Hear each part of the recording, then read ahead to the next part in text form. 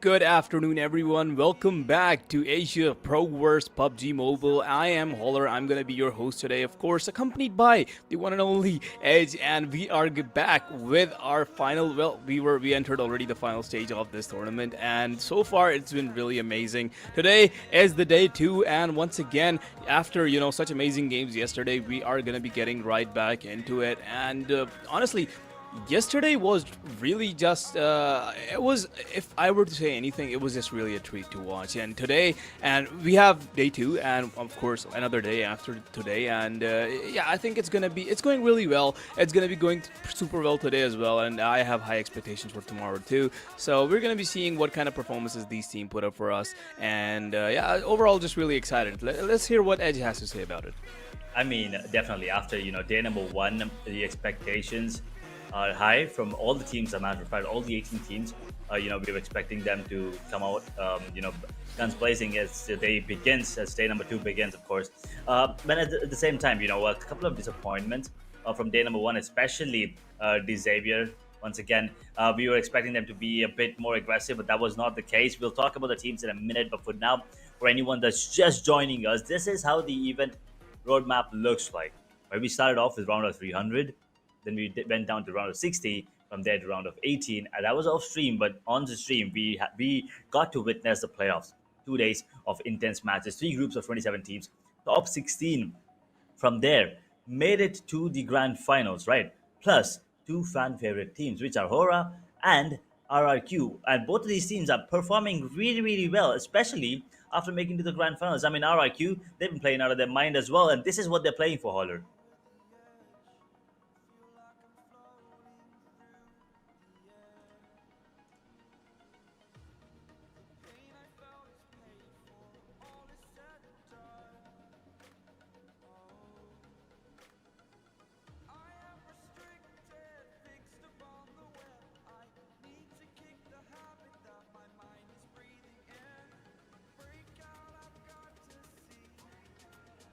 Well, for now, it seems like I'm gonna have to talk about the prize pools because, well, once again, a little bit of hiccups here and there. But hey, this is the prize pool once again. Talking about it, we have the champions who are gonna be taking away 90k. Oh boy, that went away a little too fast. But hey, I'm just gonna, just keeping it out there, just putting it out there. They're 90k is on the line here, and along with a lot of other money. You get some for being second, you get some for being third, and it's gonna be followed up with a good bag for everyone. But once again, reminding you all of the point system that we are working around with this time around. It's of course the same: 10 points for the chicken dinner winner, 6 points for the second guy, so the second team, of course, 5 Okay. points for the third team. And yeah, pretty similar fashion that we've been observing so far out. It's pretty much the same format. Teams playing, of course, as Edge was mentioning. We have Talent Secret 52. Oh boy, this is a little too fast, isn't it? I mean, Oh, hey, it is, it is. it is a little too fast, but I mean, I low-key do want to. It's gonna be a little hard for me to just mention all the teams off of my head. But yeah, the most interesting thing that Edge was mentioning as well, that I would kind of reiterate, is pretty much the fact that the two fan favorite teams that didn't exactly qualify for these matches, that didn't exactly qualify for the finals, are now here, and they've been having a blast. Honestly, they're going bananas every single map, and they have managed to. I mean, even Hora, started showing up really, really nicely after 1 point. So yeah, so far it's going really well for these teams. But hey, once again, the map rotation is going to be the Hmm. same today, and we're once again going to be starting out with Rondo, and we are already, it seems, in the map, ladies and gentlemen. Well, I believe these teams have a different game plan when compared to the yesterday's matches. Of course, once again, for anyone that's unfamiliar with the teams that are in the server, it's M9, Todak, Tribero, Missy, RIQ, Talon, Alter Ego, Flash, E Arena, Hora, Vikings, Teams Secret, Vampire 52, D Xavier, Wine, AZ, Slumber, Phase, and Exosphere. Well, these are the teams that are going to be jumping into the map, hoping that they start off day number two on a better note, of course, on a really good note, if I may. And the players to look out for are definitely going to be Badru, Trix, Krypton, Yori Johan, of course, on the side of Team Talon Esports. And then there's Flash Bowers, who has been, always one of those key players from the start of even the playoffs, as a matter of fact. Yeah, definitely really big names to see here, and we're going to be seeing what kind of performance these guys put up today. For now, once again, these teams have just landed, and looking at the circle, it's kind of interesting because a lot of teams are outside it. We are seeing a few drops towards the southern side of the map, and those teams are going to be having to make a little bit of a journey, a little bit of a vacation, you could say, to get back into the circle. But we're going to be seeing how that happens, because the only teams I am seeing here is Talon, Vampire Esports. Voin is fairly nearby, I'd say. Todak, one of the top teams right now currently, are going to be making their way to Jadena City after dropping into the southern island, and now they're going to be crossing the bridge. Nothing to be really feared of right now, because none of these teams are really up close to each other. They do have a lot of space to work around with. And never mind, as I say that, we're gonna be having our eyes onto RRQ, who are really up close to 52 Esports right now. The problem is there's only one player for 52 Esports, and yeah, he's just gonna be taken down like that. I think that's it for that one guy. I'm not quite sure why he's too far away from his team, but the backup is gonna be there eventually. We are seeing Helton drop nearby. RQ probably aware of his presence, and the rest of the team is going to be coming in as well. But now RQ have an entire fight for themselves. Yeah, Bailey, once again, one of the hotspots to drop flashes immediately. They will have the player come back immediately. This time around, we do get to witness a recall, and the player is back on his feet. I only see 3 players from the side of RQ, though. On the other half, 52 Esports with 4 players. Now they could be the ones having that advantage over the side of RIQ, because they will not be expecting the 4th member immediately. I don't know if they actually saw him come down. But yeah, Helton's in a bit of a mix here. He could be going down on his knees. Will not be confirmed just yet. They might just want to make sure that everyone gets taken down here. Manzi hits the deck, and RIQ now confirming those knocks, converting them into those finishes. Copy Barry are the only ones standing right now on the side of 52 Esports. RRQ, even with the man disadvantage, they're making sure that 52 Esports pay for what what decision they took, and the decision was to take down the side of RRQ pretty early into the game. Well, it's turning out to be a misfire, a backfire, if you may, because 52 Esports, they started off strong, but now they're the ones feeling the heat, and RRQ looks like they are going in strong. One player down, though. Still a 2v2, making a 1v2. And all of a sudden, maybe the tide has turned. The tide definitely seems to have turned. RRQ definitely had the upper hand here, but 52 Esports are going to be taking it back. And well, with one guy currently downed, they should be able to get him back up on his feet. Shifting our focuses here on Tribe Aeromet and Exosphere, we do see them clashing it out as well. There has been a little bit of damage dealt, and there has been one guy down on Exosphere. A lot of distance though, so they should be able to, yeah, look at that. They are going to be returning some fire towards Aeromissy as well, and should be able to get the revive back in. Not quite sure this early in the game though. They aren't probably working around with a lot of medicines, and if they do take a lot of damage, it's going to be a little hard to get back up. But I think it's probably doable right now. AST, 3 people alive, and well, one is, I believe, gone. I'm pretty sure they confirmed the kill on him. But hey, since the recall is so nearby, they shouldn't really have a lot of problems bringing him back. And Exosphere is just, well, I'm not quite sure if it's a fortune or a misfortune, but they're just not quite done with Tribe Aeromet yet. Tribe Aeromet probably have a lot more to say before leaving this battlefield just yet. I mean, if you take a look at the right-hand side of the screen as well, you can see RIQ have all the 4 players back. So these drop fights, these instant fights, as soon as you get down, goddamn flight, is just inevitable. So, and at the same time, since there's a recall system, right, players are taking this, you could say, into their advantage. As a matter of fact, they're playing it right into the recall system, having 3 players go in, the 1 player survives, and then recalls the rest of the team. So you will have that, advantage, you could say. But at the same time, you need to make sure at least 1 player survives, of course. And also have to keep in mind that this recall system does not work after a certain, point of time in the game. And anyway, for now, Ryan is the area for these fights, and a beautiful grenade by Graphy takes down Delta on his knees now. Tribe Aeromet, another team that has been really, really, dominant pretty early into the game. It is them. and they like to take these fights, and they are making sure that Exosphere understands this and know this. And now Rick going for that reload immediately will be able to, gun down one player, will not be able to confirm it. Delta on his knees already. 3v3 situation right now between Tribe and Exosphere. I mean, hey, just to remind you, Exosphere is also extremely good when it comes to their dual potentials, and they are showing us exactly that. Another nade has been delivered to Tribe Aeromessi. 2 players currently down just by grenades, and the rest of them are gonna be pushing on to Giante. Giante holding on to his dear life. A nade is being cooked right now, but I'm not quite sure if it's gonna be able to deliver any damage. Sneaky is going to be, well, dealt a little bit of damage, but yeah, there you go. The shotgun is going to be too strong, and it's going to be erasing Tribe Aeromessi off the map. Currently, the second team in the rankings. They are going to be walking away with 3 eliminations that they were able to get on these guys, but yeah, that's going to be it for them for this map, at least. The Xavier. Unfortunate. Look at this. These guys, well, I mean, hey, we all kind of know that what the Xavier was able to accomplish. And, well, they were doing really, really well in the playoffs, but they weren't really able to do much in the finals. And, well, maybe today is the day that we get to see a different picture from these guys because, well, of course, this is the time to shine now because after today, they're only going to have one more day to, rack up those points, stack up those points, and get back into the game. Because right now, 21 points in total. 14th position on the ranking. Really, really not, the kind of performance you expect from these guys. Sure, yesterday, I mean, we were saying it's a little disappointing, but they do still have time to come back up from it. And I'm sure they will. I'm sure they will. I mean, they have a lot of time to work around with. We still have 12 more maps to go. So, yeah, we're going to see how the entire scenario changes for these guys. Definitely.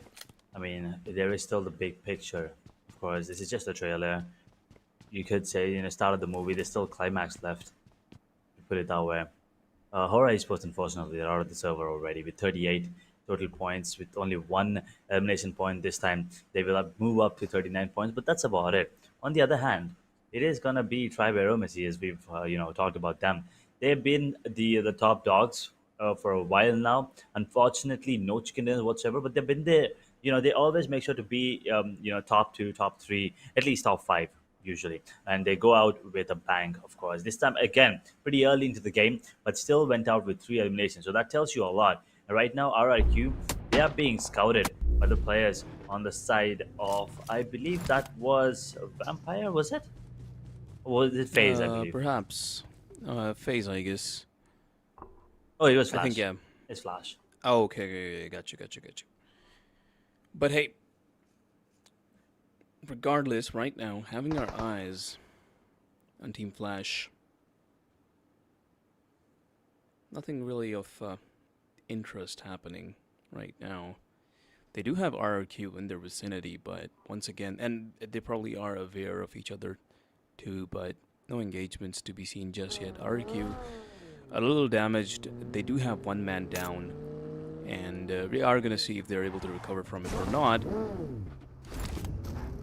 But yeah, so far it's pretty chill. All of the teams moving around. Oh, this is too close. Viking, where are you going? E-Arena's right here, and there's Superman there too. He has 2 players of E-Arena right in front of their eyes. And E-Arena taking a lot more damage than they kind of expected to from Vikings. They were the one chasing down, and now they're the one being chased.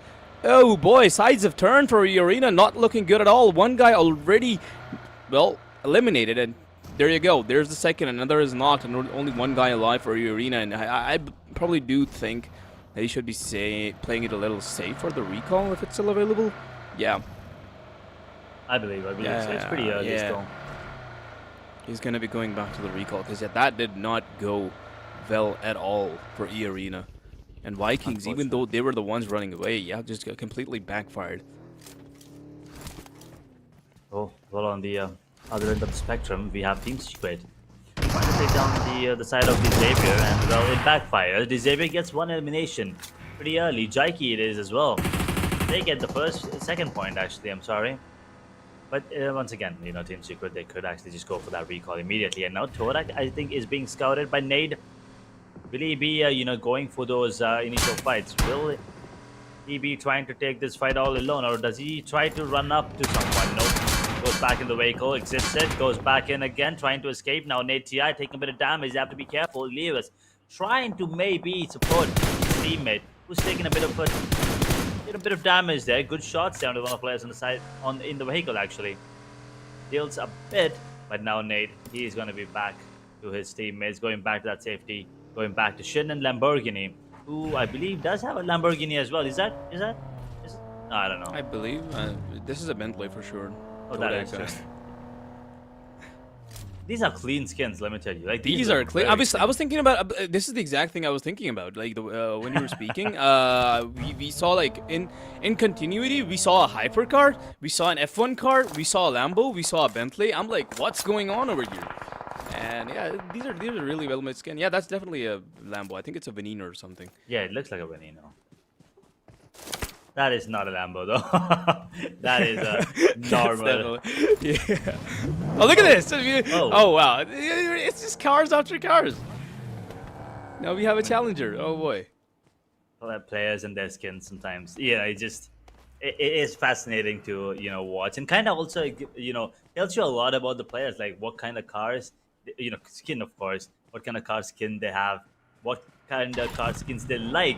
Tells you a lot about the kind of player, just personality wise, of course, but at the same time, the zone is going to be coming in now. First zone, that is, of course, 13-minute mark, I believe. The circle will be moving. Stage 3, actually.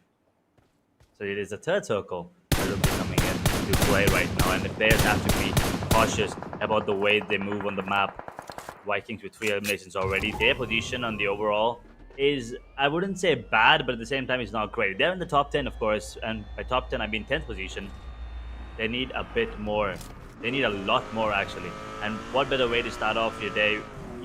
Let's say 15 average, and you probably will be in the top 3. And day number 3, you probably just can go, all out and maybe get that number 1 spot. Steal it from whoever's sitting on top. But for that, you need to make sure that you're not too far away from the number 1, number 2 spot. Yep, that's for sure. But hey, starting off the day pretty calmly in a pretty relaxed fashion right now. But these teams are definitely going at it. They're kind of, the first game is always kind of the warm-up game that we all like to play, and these guys are exactly at that. We are seeing a lot of eliminations come through, a lot of recalls come through, and you can see, the elimination stacking up for a lot of teams here. FaZe already having 3, Exosphere already having 7, with 2 Esports, DX 4 and 2, 3 on Talon.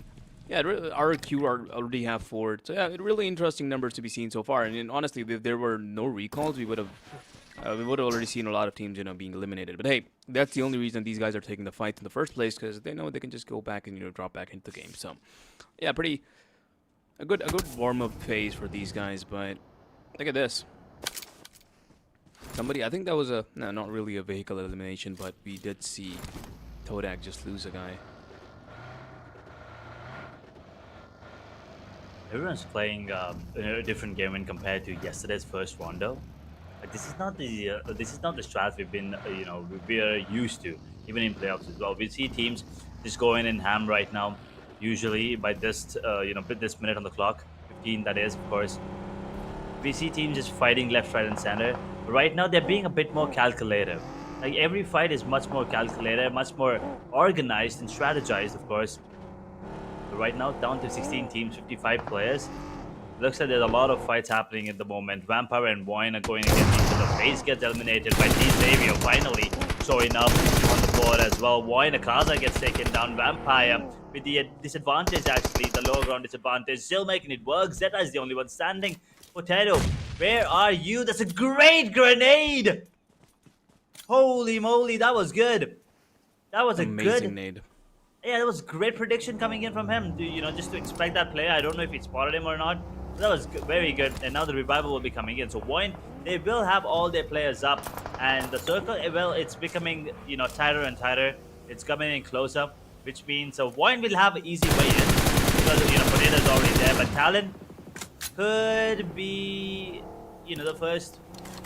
They could have their first fight against the English number. Yeah, definitely seems to be the case.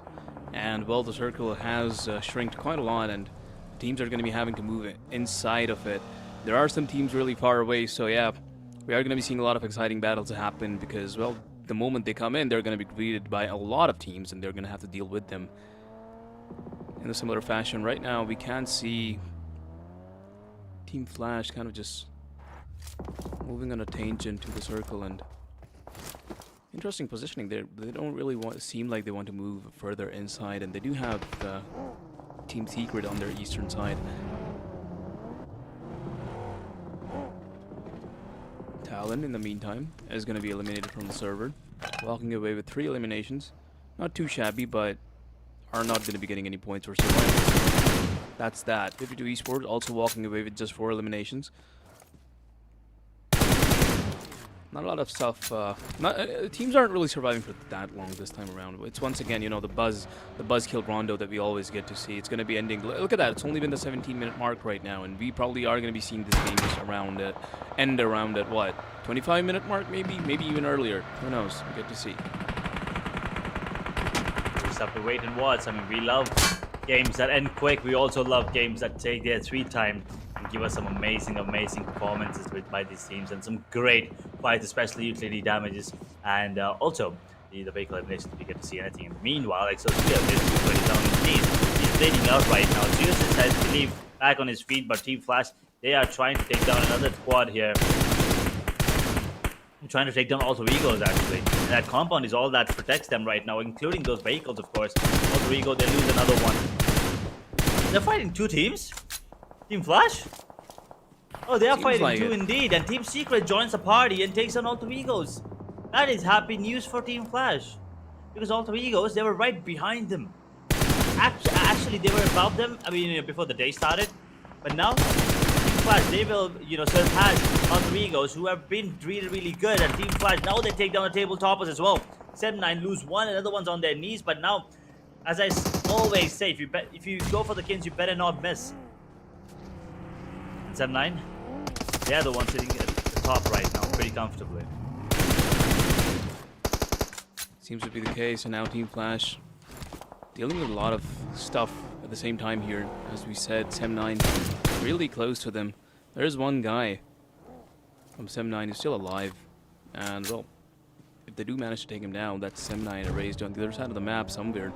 The arena is also dealing a lot of damage to RRQ, so that's gonna be their end. RRQ also now only having 1 guy alive. 7-9 and RRQ once again. I mean, these two, these 2 teams, even though they are reigning from 2 different countries, they do have the very similar, abstract image in my mind. They have this very similar abstraction of being the kind of same teams that kind of play at the same pace, and also approach the game in a very similar manner. So both of them only having 1 alive. One currently clashing it out with DX right now. DX, the nades are strong. There's only 1 guy behind that. Well, piece of cover, but how exactly are they going to approach him?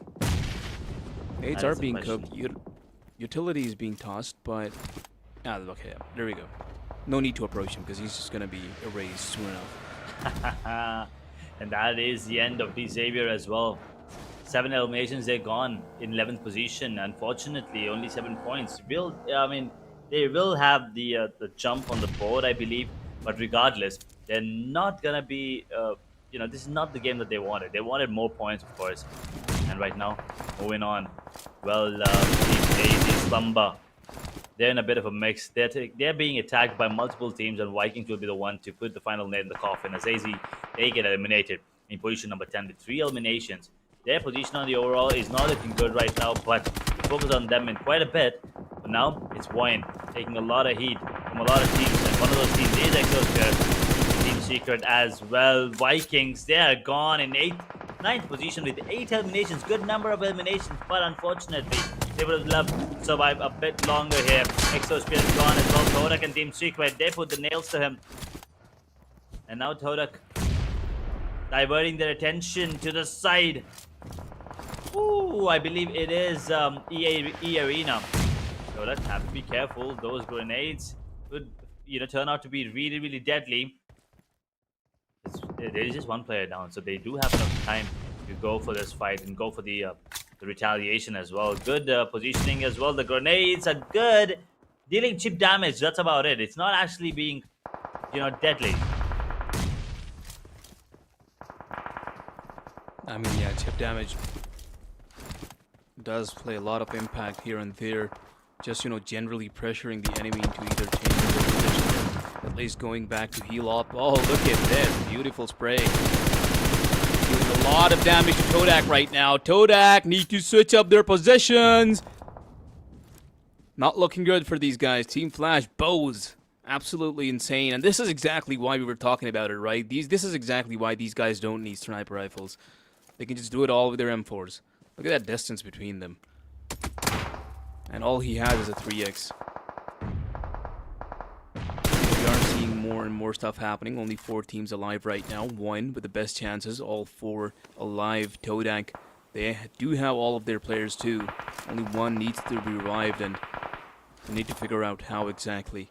The only other 2 teams are going to be Team Flash and Sem9. Sem9, that one last guy, still hasn't been taken down. He's still lurking in the shadows somewhere. There's a reason why they're at top. You know, I mean, it's this game plan. It's this dedication. Ooh, and Satria is not only getting these position points, he also makes sure that they eliminate the entirety of the squad of Flash, unfortunately, which means he not only gets a couple extra points, he also survives now to the top 3. And if he plays his cards right, maybe he could even get more here. Because Warren and Todak, they're going to go against each other, and the circle is really far away. So actually, Sem9, Satria, now it all comes down to, how does he time this? That's all that matters, because it's going to be Todak making their way into the circle. Of course, they have to. Warren, this is a really good chance for them. They might actually lose out the player, but they're going to be back on his feet. And as we talk about Sem9, they get eliminated. It's going to be Frenzy taking him down. And the top 2 teams are 4v4. Classic final circle clash. Teams alive now. All 4 of their players alive too. They're battling it out head on. They're not stopping. Look at that. No fear. They are peeking out in the open. All that is between them are just simply trees. They are going to be popping a few smokes here and there. Wine. They have formed a really nice line of defense, but so have Todak. Todak have been doing really well so far. We are seeing knockouts come through. Todak is going to be getting the first one from Wine, who was separated a little. The second one, too. There we go. Only 2 now alive. Standing on Wine. The other 2 are knocked out. Todak, only a few damage taken. Lot can definitely make this happen, though. Are going to be receiving a nade from the other side. 2 is going to be knocking 1 out. 3 still alive, though. Are going to be healing themselves back up, too. And there we go. Another perfect nade, perfectly landing onto Wine, leaving only 1 alive. Can he manage to hold back so many of Todak? Todaks keep on pushing forward. They're not stopping. And of course, nobody can stop these guys, because they are going to be taking the chicken dinner for themselves by defeating Wine the final battle. What a game. What a first map. Amazingly done by these guys. What an end to the game. What a beautiful 4v4 at the end. Those grenades, those HE grenades just falling everywhere. I mean, they were being thrown everywhere, left, right, and center. They were just getting bombarded with those grenades, and there was nothing that the side of Wine could do. Although, they were in a good position, I think the utility advantage was just a little too high for the side of. So, they just had, I don't know how many they had at their expense, but they pretty much used everything. And they came out on top. That's all that matters, getting those extra 4 points. The difference between number 1 and number 2 spot. That is going to help them a lot in the overall standings, of course. But also, Sem9, I'm pretty sure they will, even if they get taken down to number 2, number 3, they will not be that far away, because one of the players did survive till top 3. So it's only a 5-point difference between them and the chicken dinner. So I think overall, it's still a good game for Sem9, but Todak, they're going to be loving this. I mean, that's a major confidence boost, especially after day 1 going so well for them. This is the best start for them on day number 2. Yeah, this is a very nice start. I mean, hey, they were able to, get chicken nerds before as well, and, having so many points, Todak still standing. I think they ended, at number 2 yesterday, and yeah, they were doing pretty well overall. Right now we have their stats after the game that we just saw, of course.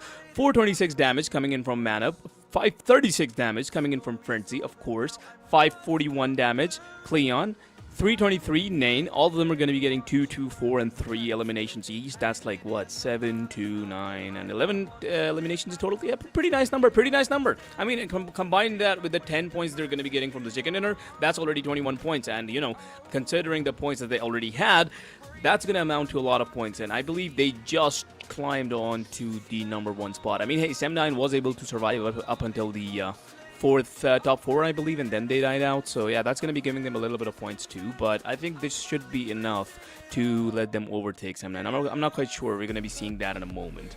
But yeah, overall, really nicely played, and especially how they took that final fight. Boyne had set up a really nice defense. I mean, three of them were playing together. One was separated for the flank, but Todak, they decided to take the flank guy out first, and then moved on to the the other ones. And yeah, the utility usage, the nades were spot on as well. They did receive one from Boyne in return too, but yeah, perfectly were able to retaliate, and yeah, it ended up really well for these guys.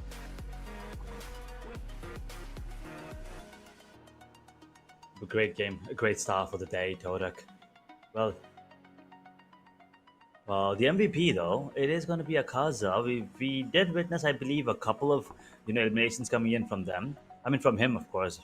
The entirety of the squad was also really, really well. It felt like Wine, they could finally be on the track to that number one spot yet again.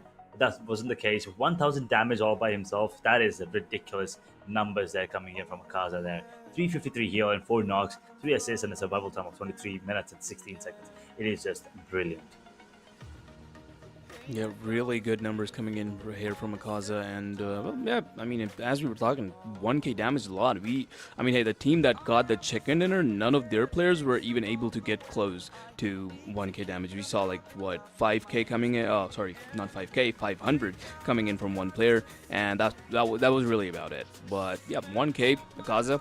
He was doing a lot for his team. Unfortunately, weren't really able to get the chicken dinner. But hey, they are going to be getting 6 points from their performance, so it's not bad. It's not bad at all. And we are going to be getting to see how many eliminations the other members of one were able to get, and if maybe they are a lot, they might just be offsetting Todak in this map at least. But ultimately, we are going to be seeing that how it affects the overall ranking, and we should be getting to see that soon enough. And yeah, we are going to see how it affects the overall ranking. So that is really what matters at the end of the day. Definitely, I mean that definitely matters. But we'll also look at the top 5 players of day number 2, match number 7. Apart from Akaza, who's obviously the MVP of the map here, we have one player from Flash, that is Win, with 5 eliminations. Todak and Nain. Once again, this player has been in the spotlight for quite a bit now. 5 eliminations for him as well. Shin, finally feels good to see someone from the side of Xavier show up on the top 5 players. It's been a while, it's been a hot sec.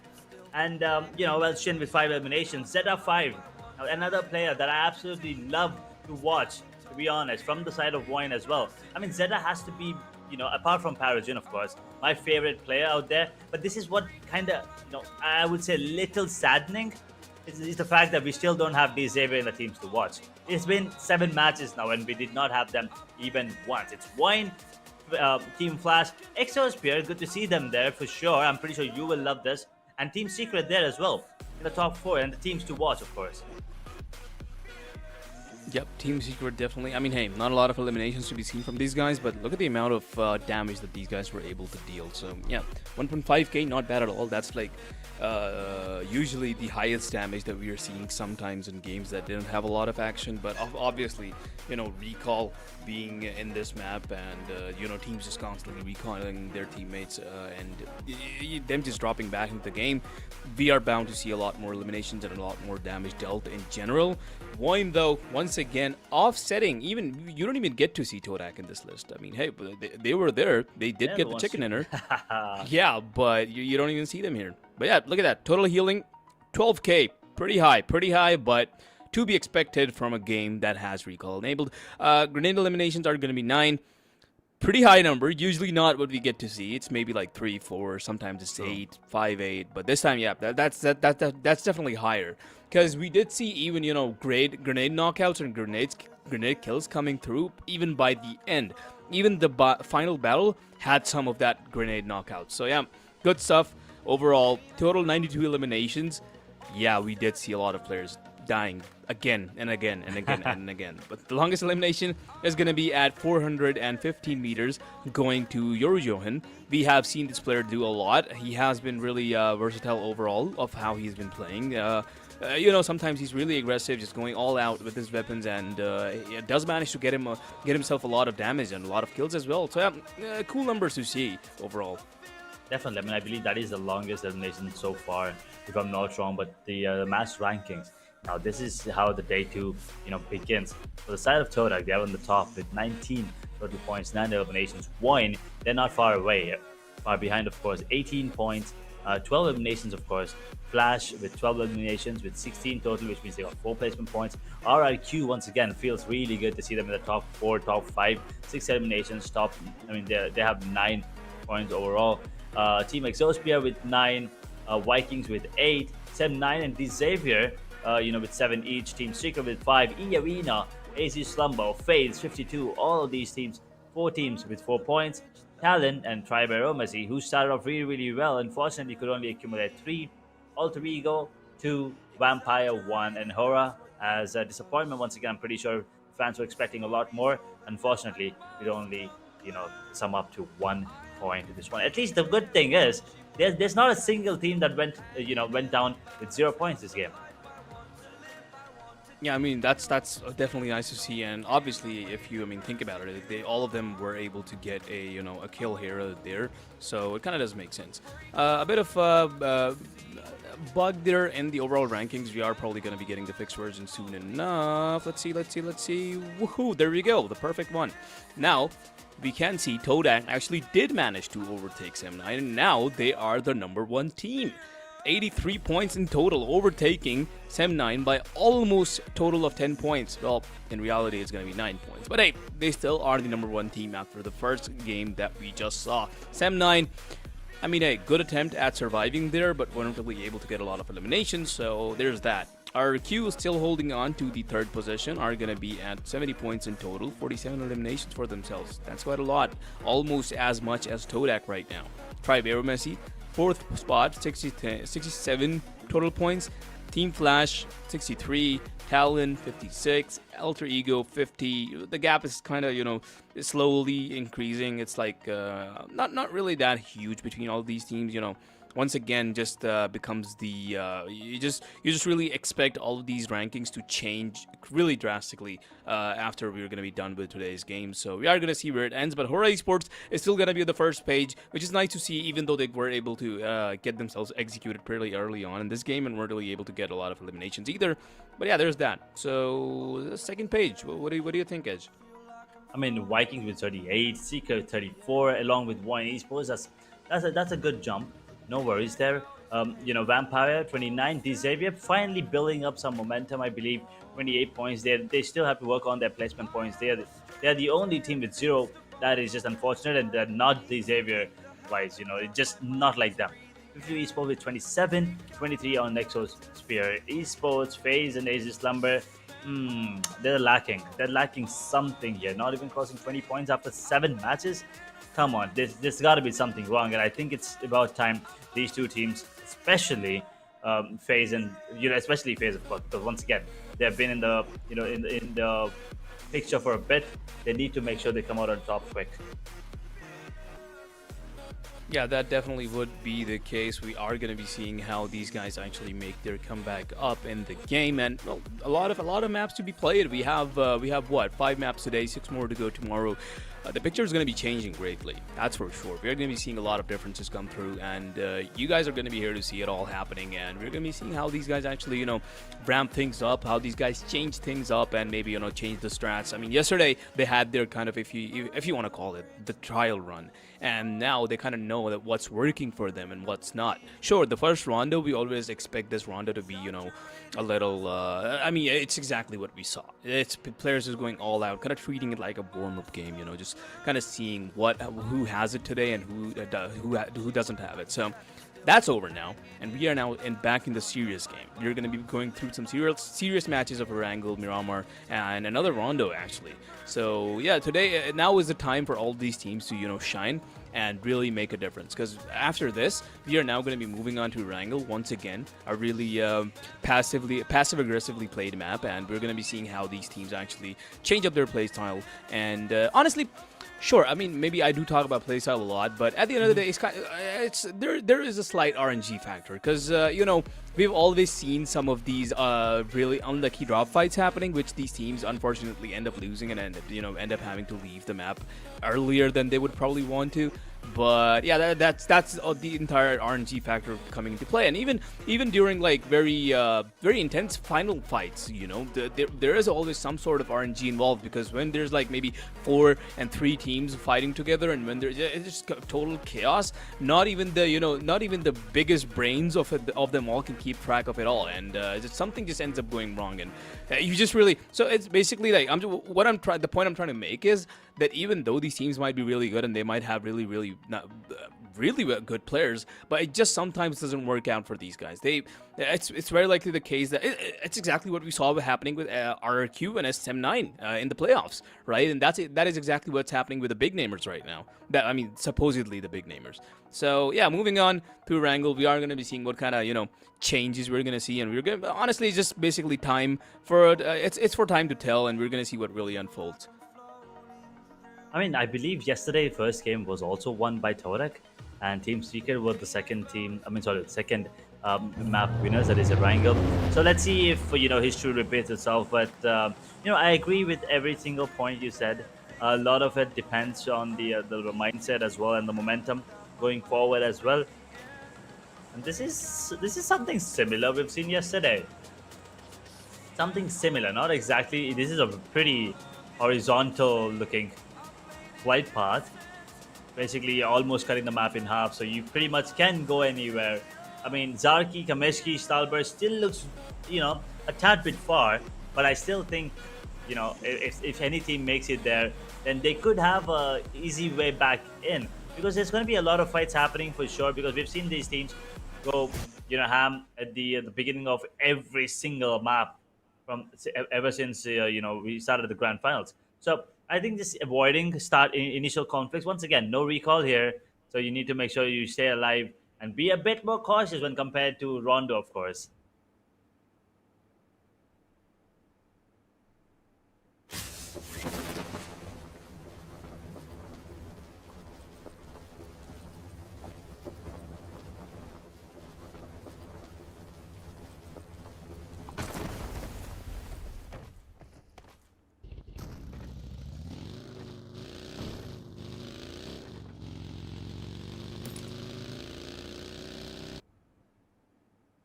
Well, seems to be the case. Well, now we are on Wrangle, and some of the players still in the sky. They are dropping down.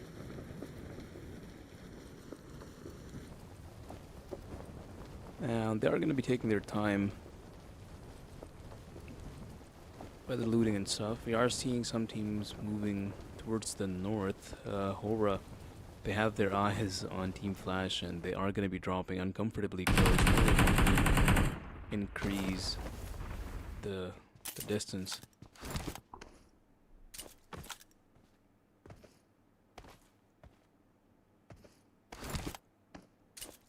True. Starting off really slow once again. Pochinki, Xavier, they're the team.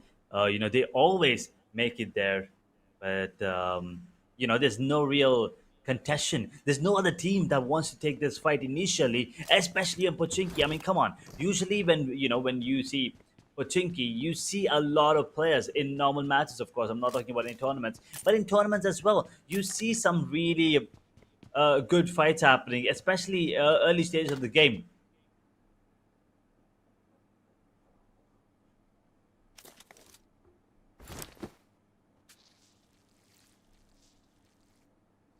Well, for now, Hora Esports, they could be, facing the likes of Team Flash.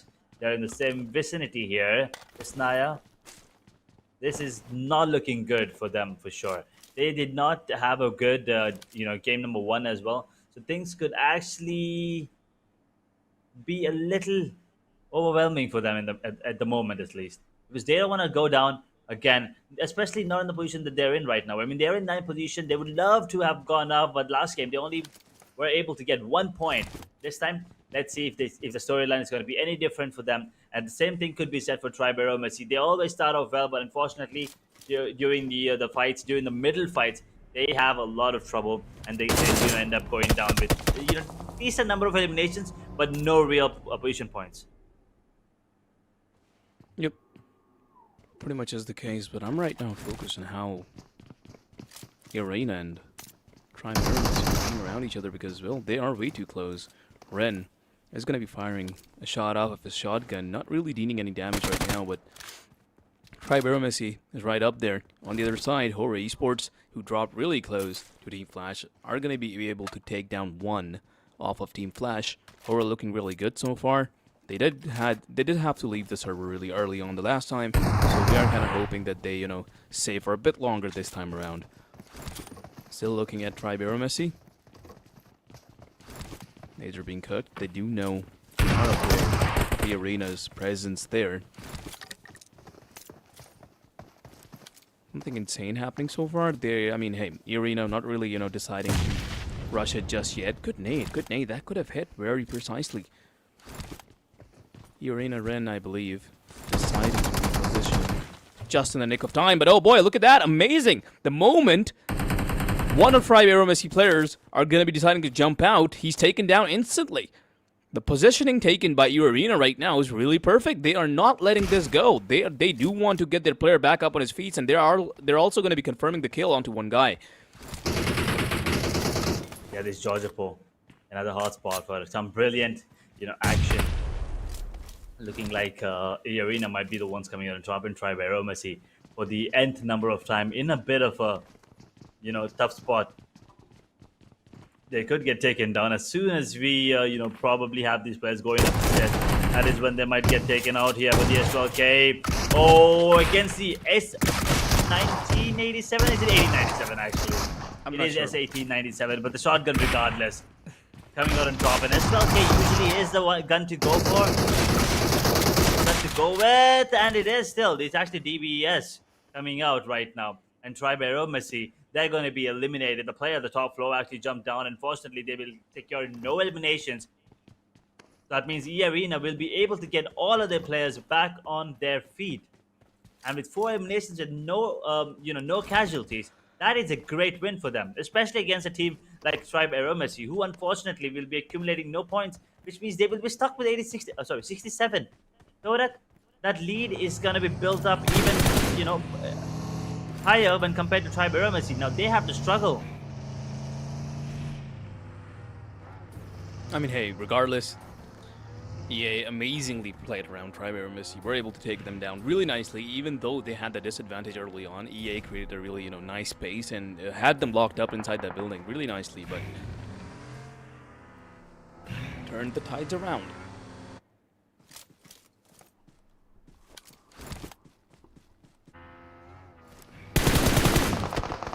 Xavier, eyes on Vikings. Few shots landed at the side, trying to deal some more damage, but not really happening anytime soon. ATI, a pretty close. Coordinator being cooked. Oh, there we go, out in the open. Shen is going to be trying his best, dealing a lot of damage. No knockout, though. We are waiting for one to happen. Another nade being thrown. No Naka just yet. DX, though, closing up the distance between them and Vikings. They are not deciding to let them go at all. Vikings, the damage has been taken, and they are being pressured more and more by Xavier right now. Xavier on the comeback up. They are not going back. One kill has been confirmed. Superman taken down. Another knock to be seen onto Vikings, and confirmed right away as well. Oh, look at that. There's AZ Slumber as well. Am I wrong? No. AZ Slumber is also wanting a piece of it. I just saw Agent Brian come through. Why is he there? There is. Viking just got pinched by Xavier and AZ Slumber. And now it's Xavier going up against AZ Slumber. They are, hey, there's still a bit of distance between them. But the fight sooner or later is going to be happening. Perhaps not. It is going to be a tough spot for sure. AZ Slumber looks like they actually want to take this fight and take it quick as well, because Xavier, you don't give them space and momentum for sure. Xavier, they're really good when it comes to the rotations and the gunfights, of course. So I think AZ Slumber just making sure that they take the distance in advantage, and the timing could be the key factor here. They actually want to take down the side of Xavier, and one of the knocks, and now you see immediately Xavier, they're already on the run here, going towards their teammate, making sure that they're back on their feet. Smokes are going to be deployed as actually is going to the to go for the fight here as well against decisive. They're not letting this one go. Wait a second. Another team now takes the spot of decisive. It's 52 Esports in the vicinity. No, team after team. This has become a real point of contention right now, and all of these teams are having a go at it. It was the Xavier and Vikings at first, and then AZ Slumber walked in. The Xavier just left, and now it's 52 Esports and AZ Slumber, and I think that's going to be AZ Slumber's cue to also fall back from the situation, because when it becomes this chaotic, you really cannot do much about it. Xavier now up close to 52 Esports, 52 Esports. I'm not quite sure if they're aware that it's Xavier, and now they are. The nades are really strong. It's going to be knocking one out onto 52 Esports. Another nade is being cooked, but Xavier is completely surrounding them. Are going to be confirming the kill as well, trying to get more. 52 Esports being pushed off the mountain.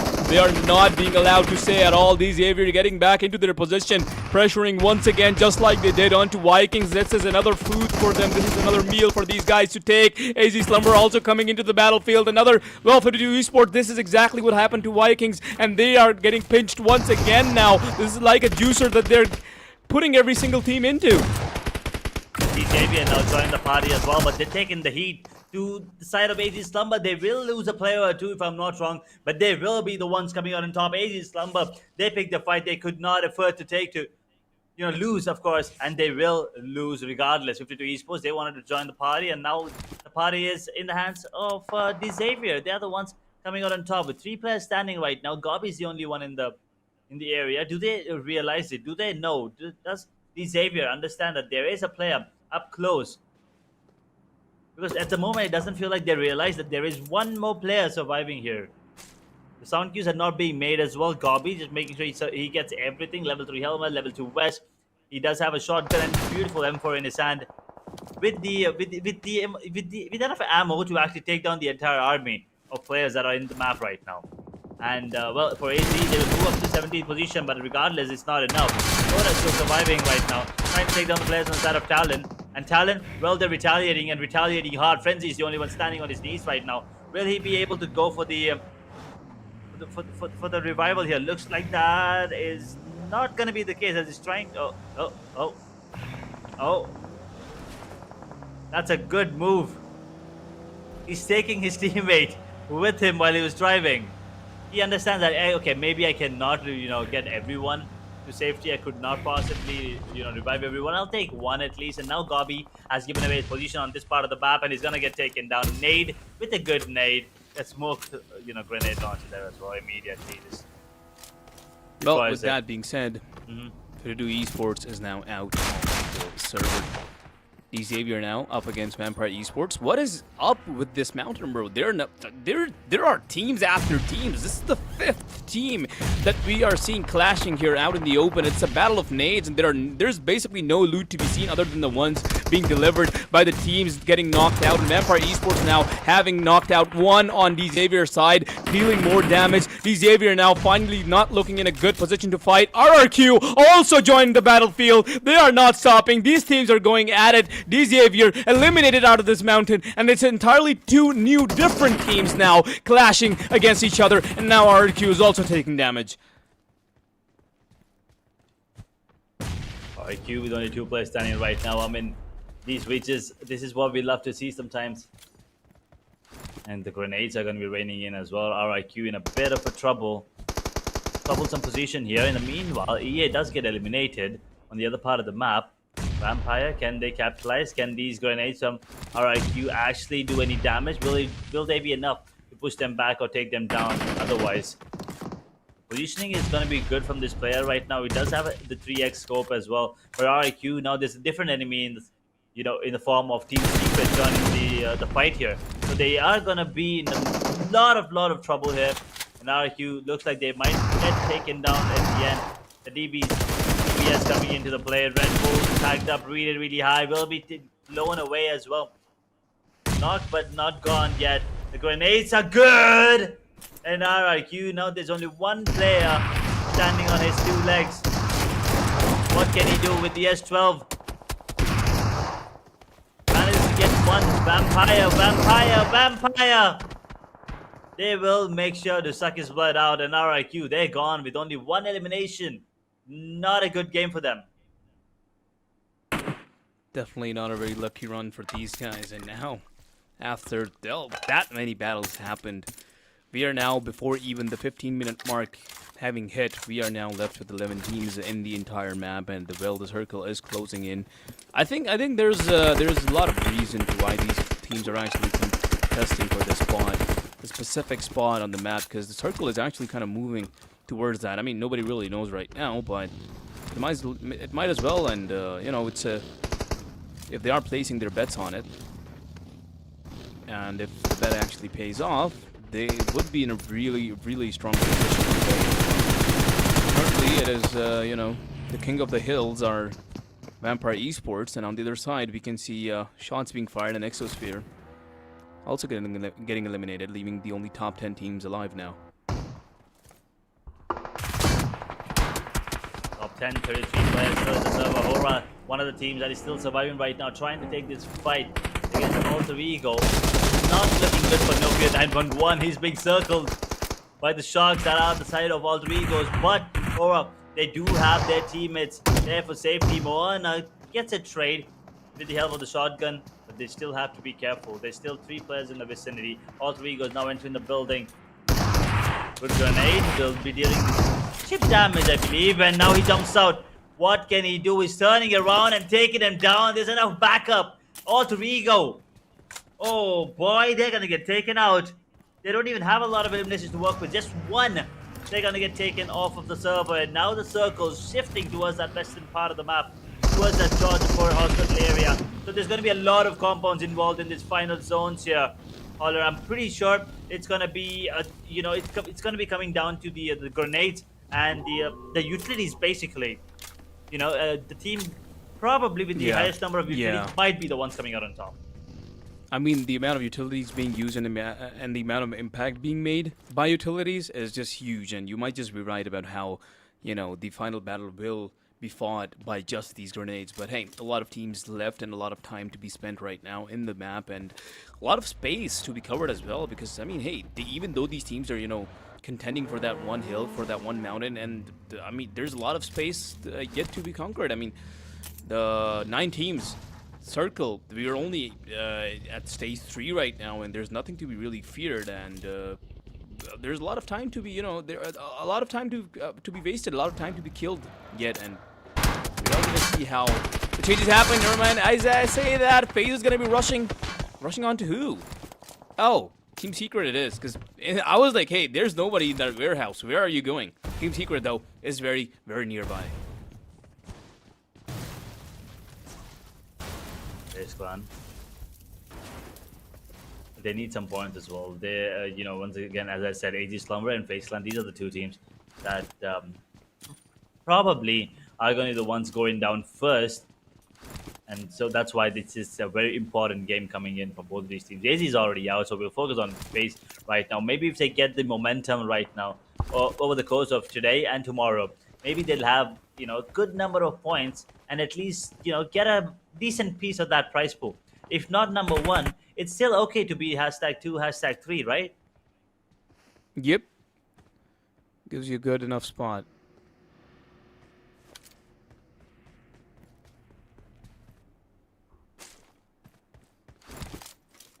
Right now, #1 and #2 are live, doing really well. 2 players on Todak alive, and all 4 in Sem9. Sem9 looking forward to snatch that #1 spot out of Todak's hands, and Vampire still spraying them down. A lot of damage delivered. That's it. That's it for the heavy vehicle. Yep, it's gonna blow up, and they do have to take cover now.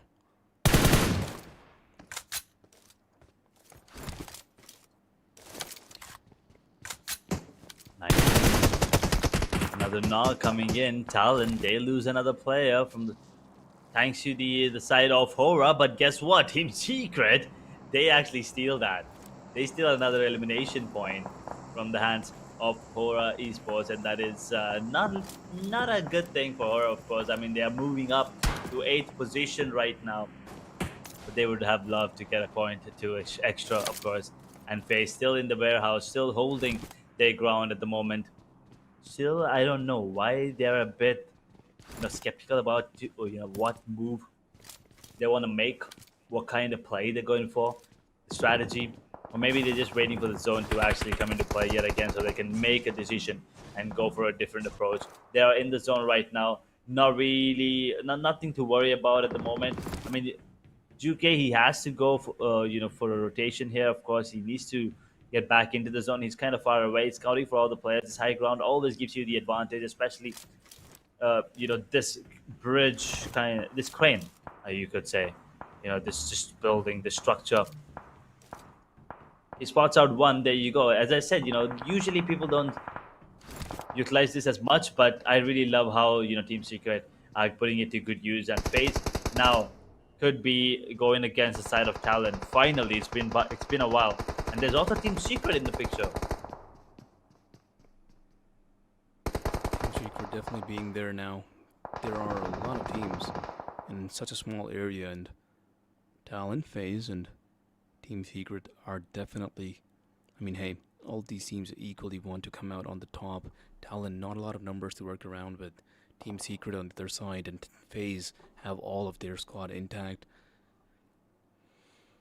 No fights to be seen just yet, but Team Secret is going to be making a move. Look at that, the rotations are going to be coming through. They are trying to close up the distance, and Vampire Esports having their eyes on all of them from the top. Who's that? Is that Hora?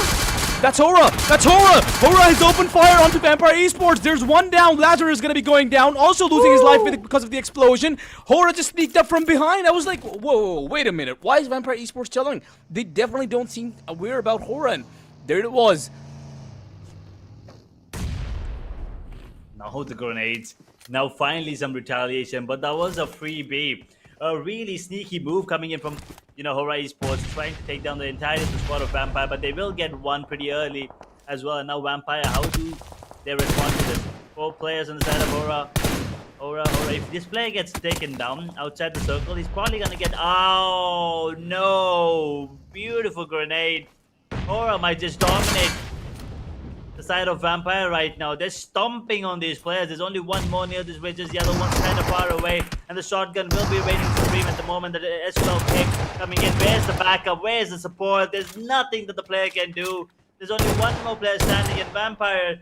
Oh no, not like this. There's 4 eliminations. They're up to 14. But the Hora, they'll move up to 10 eliminations right now. They're up to 8th position. And now the final player. They spot him out. Hora Esports, one man down. But they will still take this fight against the only surviving player on the side of Vampire Esports. Will eliminate him, and they will go to. Oh, they will actually go to the top 8. But right now,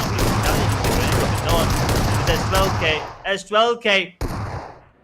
Well, it works better in the hands of Vampire, though, at the moment at least. He confirms it too. Oh boy.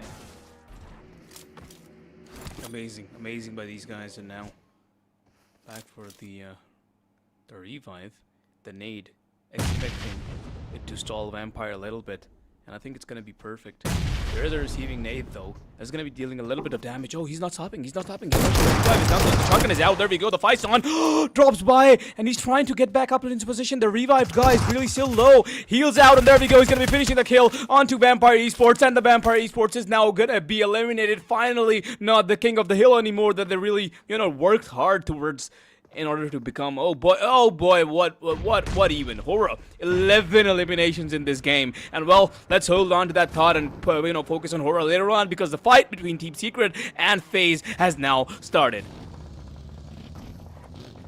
These fights are going to be important. These fights are going to be deadly as well. Stage 5 circle now coming into play. Team Secret and FaZe, they're going to be going against each other in a bit. Now the grenades are going to be raining. You can see the number of grenades that are being cooked. Every player has a grenade in their hands. UK now picking up another one. This could be deadly. And one of them actually do connect. One of them connects to the players on the side of FaZe, and now Team Secret, they're actually converging on the players. They're going to be sandwiched here, the players on the side of FaZe, and the grenades. As I've said, these compounds, the grenades are going to be the name of the game, and they are going to be dealing a lot of damage. Only 2 players on the side of FaZe standing right now, and they could be in a mix. There's only one more player, and FaZe could actually go down. Can he 1v everyone is a question. Team Secret with pro players standing, there's nothing they can do. Grenades still raining on him. He has to work a lot and move a lot. The grenades and the Molotovs as well now. There's 2 players just holding on. Actually, not one. Rather, they did come in there. Meanwhile, Team Secret, they lose one more. Well, they are in the zone as well. A lot of damage has been dealt to each other, and there we go. Team Secret getting the better off phase right now. They do have to get back into the zone. They are being damaged. Well, as soon as they heal themselves up after that fight, they are going to be escaping. Jaiki is going to be picking up 2K, and there you go. Pedal to the metal. Oh, he's healing. He's healing. Oh, okay, there we go. The zone is really damaging. This could end up being bad for these guys. Yep, there we go. Juke is knocked, and Jaiki cannot save him. And Jaiki's also going to be getting knocked. Oh, boy. Oh, boy.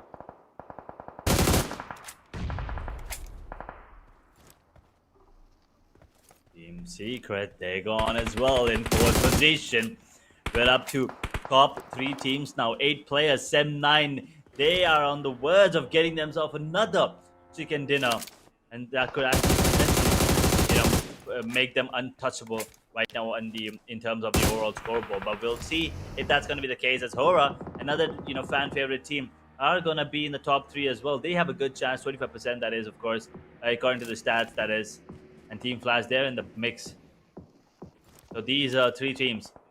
It could go either way, if you ask me. I mean, 7-9, they have this player really far away. He's going to be the ones going for these fights. And Hora, they're taking heat on the side of Flash. There's only one more standing on their feet right now. And they could actually potentially take him down, get themselves a couple extra points. But now 7-9, they're moving in as well on this. They want to maybe steal these finishes, get the extra couple of points as well. The circle is going to be out in the open, which means Team Flash, they have to make their way back in to the circle.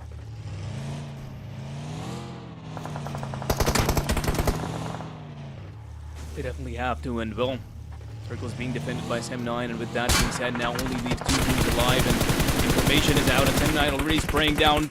Oh boy, Team Flash not looking good at all. Top's gonna be knocked out, and Vin is only 1 HP, and it's only about time before Sem9 is gonna be taking the chicken dinner back, and also the position on the top back from Todak. Oh boy. What a game, what a game. Sem9 once again coming right out at the end, and once again snatching the chicken dinner right out of teams that are really favored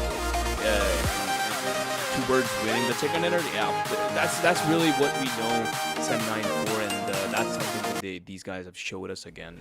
Amazingly done so far. That strategy of playing it safe until the time is right, it always pays off for them. They've been really good with this one strategy, of course, and well, it's paying off. They're at the top, and I'm pretty sure they could potentially have crossed that 100 point marker there. So I mean, other teams, it's high time now. It's time for them to start clawing their way up to #1 spot as well, or at least focus on making sure that 7-9 does not build that lead further up. Otherwise, they're just gonna run away with it, probably get the #1 spot regardless. They probably will not even have to play day #3 if they start playing. I mean, if they keep on continuing their dominance like they are doing on day #1 and day #2 as well.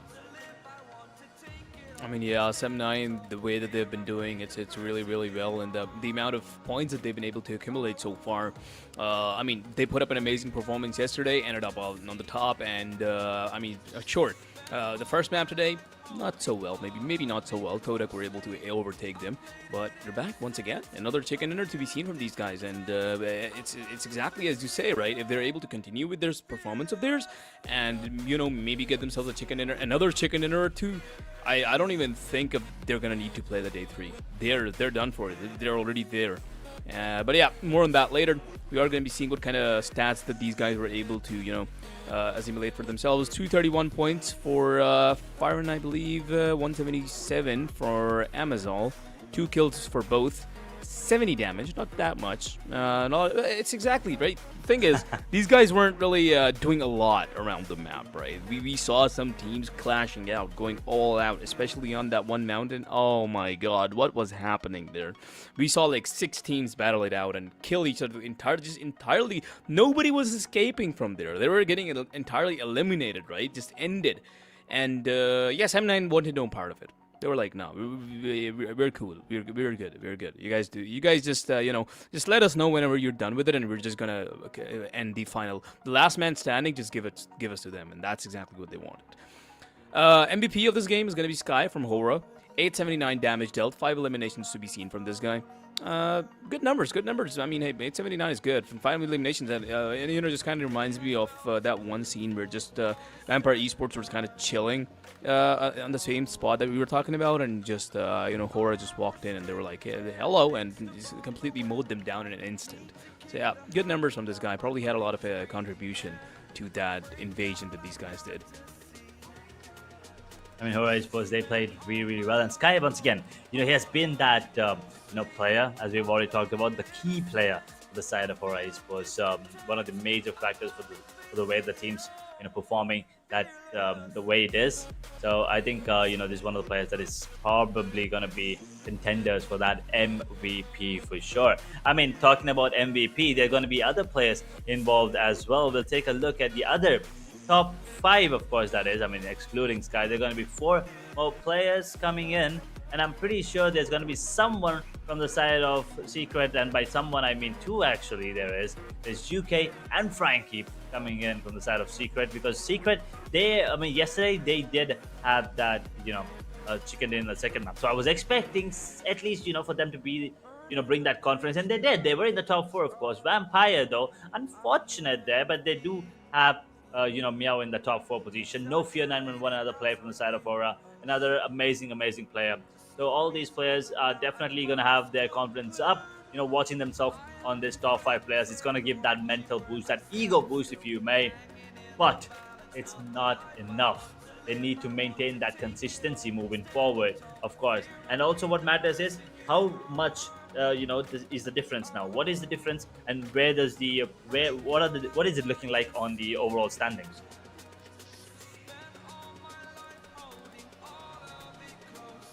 Well, with that being said, we now have the teams to watch.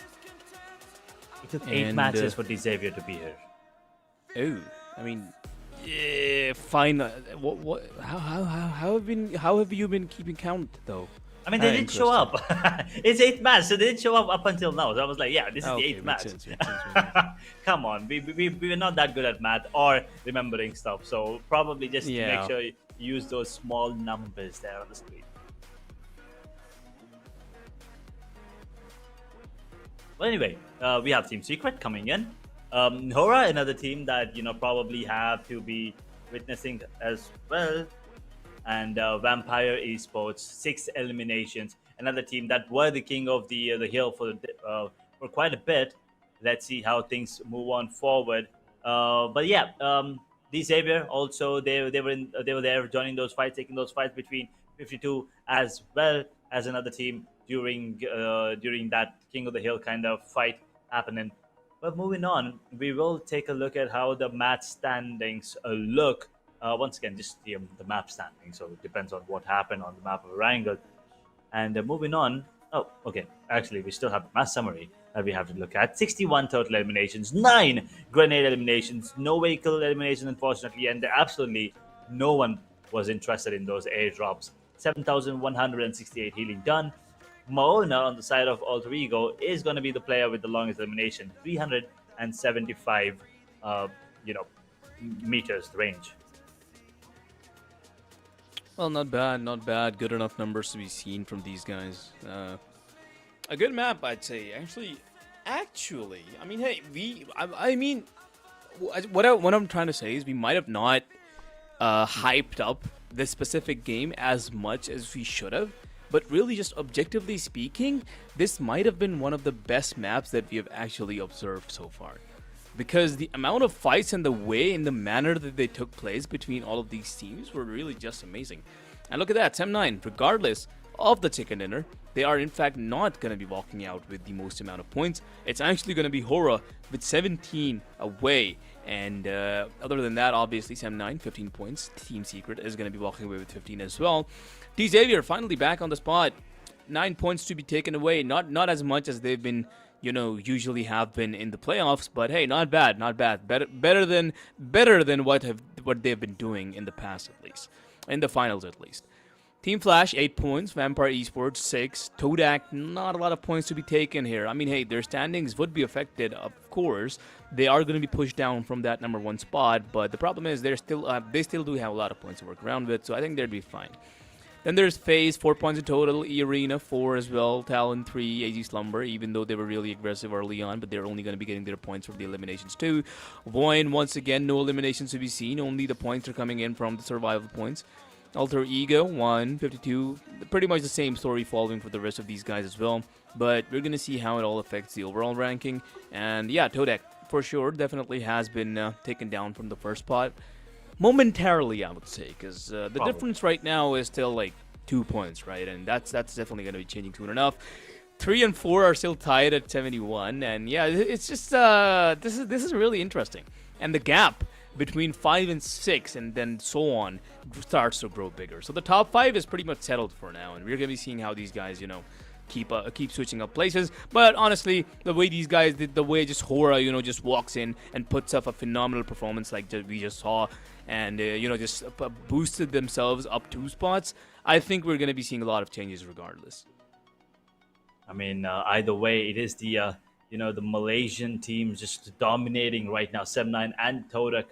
And then, I mean, as you said, momentary lead for 7-9, but they still are way above any other team. These top 2 teams, they're at least 16 points away from the other ones. But my entire focus is going to be at the bottom of the scoreboard. We'll start off with AZ Slumber on 22 points.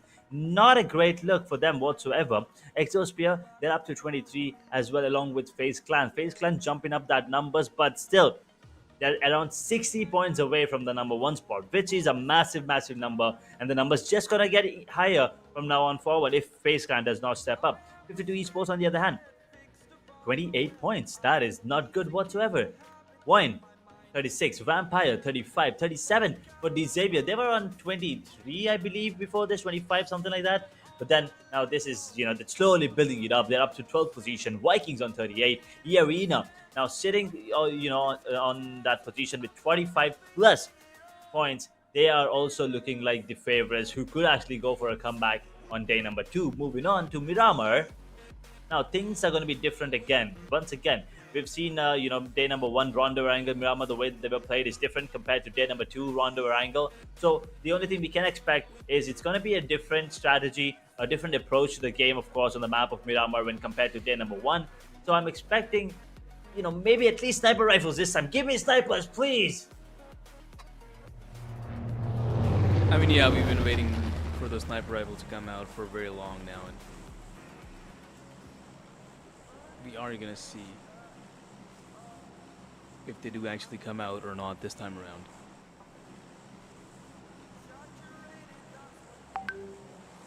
Another weird looking white path, you could say. Starting off towards the from the west, of course, towards the east of Impala, just ending there. We see, I believe, Xavier making their way towards El Pozo. Is it? They dropped off pretty early, and they could actually make their way to El Pozo if they actually want to. I do see a couple of players also split up, maybe going towards Crater Fields. There is another team, Tribe and also Hora, making their way towards El Pozo Trailer Park. So this could be the initial fights happening here. But I don't think, once again, the top, northeastern parts of the map, Dora, Muda, Campo Militar, El Azhar, we have not seen, any sort of actions, any sort of fights happening towards that part of the region.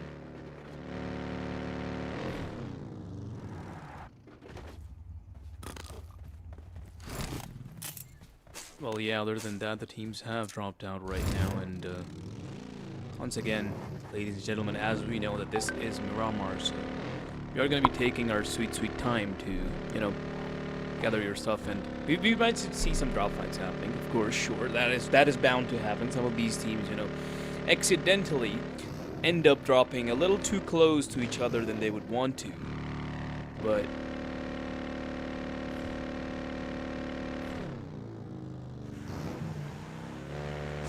we are going to see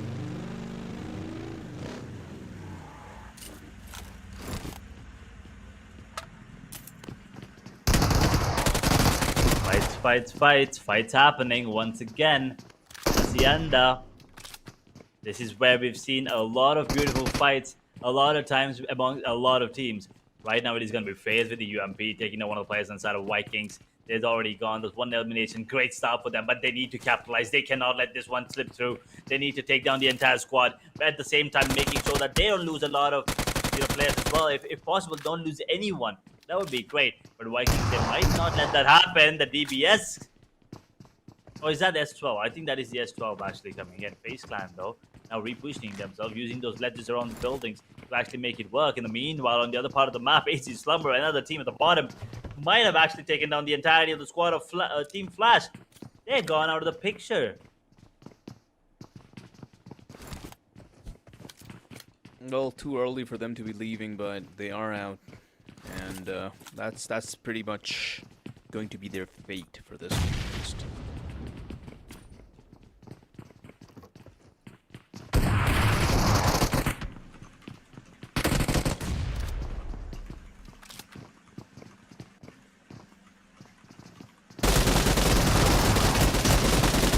FaZe! Oh, a little emote, a little dance it off. That was a good play coming in from none other than FaZe Clan from FaZe Clan. That's a team squad. That's a team elimination. Very well played. And FaZe, absolutely beautiful. They get those 4 eliminations and they make sure not to lose anyone.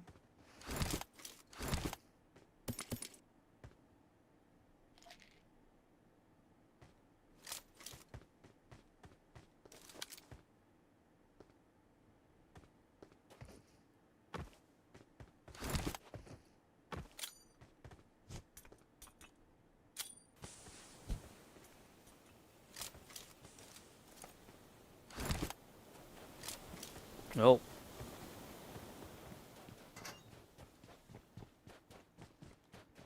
okay, moving on.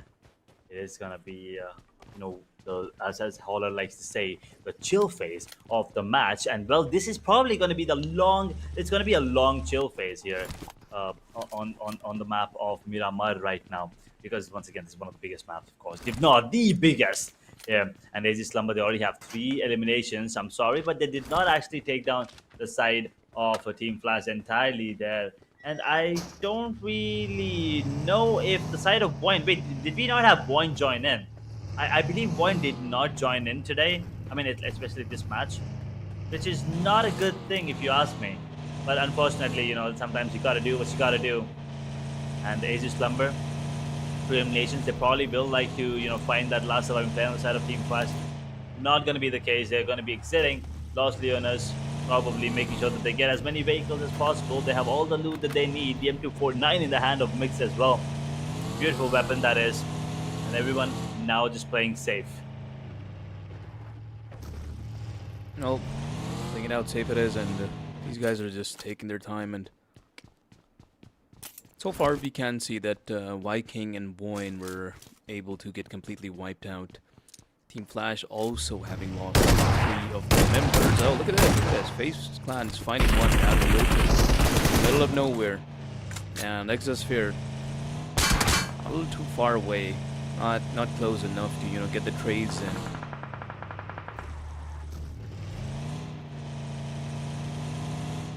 Now, I don't really think he wants, despite having a teammate knocked out and also finished off, yeah, he doesn't want a piece of it. He doesn't really want to mess with FaZe Clan there. Because these guys were really strong, and they're actually chasing down. They're not stopping. There's 2 of Exosphere right now. Nades are being cooked. They're trying to hold them at bay, but oh boy, FaZe Clan, they're not stopping at all. There's the nade. Another nade. I think that's a really good nade. Someone might take a lot of damage. Okay, at 20 chip damage, not bad at all. That's going to be making Porpor, I believe, really, really low HP. And yeah, there's the shotgun out. 1 shot instantly, UMP. Yeah, what do you think is going to be? He's going to be shot from the back as well. And yeah, that's really the fate. That's really the fate of FaZe Clan right now. But EA, now, coming into the battlefield, also wanting a piece of it. FaZe Clan, they did not see this happening. They did not see this one coming. They were like, oh, sure, Exosphere, we're going to take on. But, oh, well, it's EA now here. How does that happen? He was sure that he's not visible from outside, but well, one of the arena could very clearly see him. Oh, a missed nade, a mistimed nade. It's gonna be exploding right onto his face, dealing him a lot of damage. Joker. A bit more careful with those nades.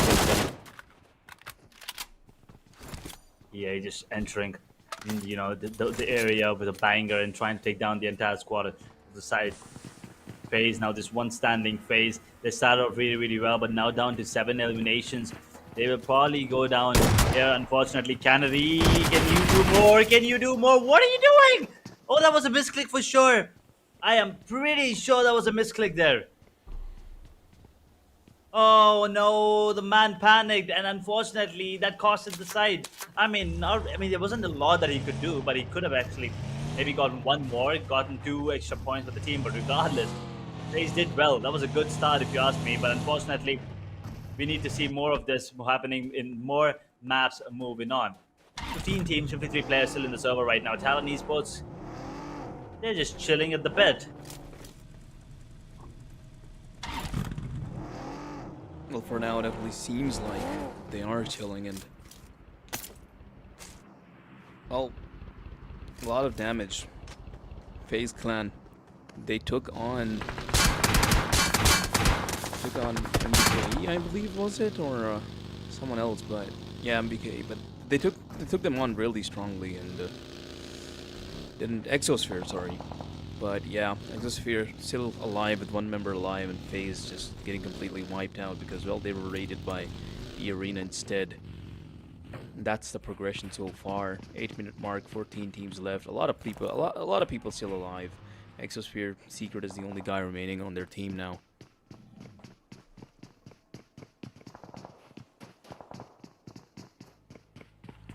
Xavier really close. I don't think they have any sort of information on Secret right now, and Secret making sure to not make a single step here because, well, if he does, the Xavier is going to be all over him.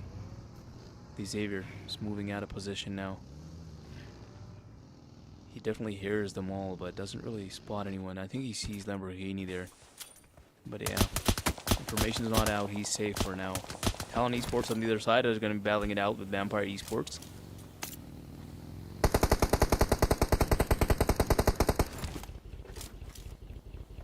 Nade being cooked. Might just land perfect. Might not be aware of it, but never mind before he can... Oh, yeah, it's perfect. It's perfect. The nade is perfect. He threw it right before he got knocked.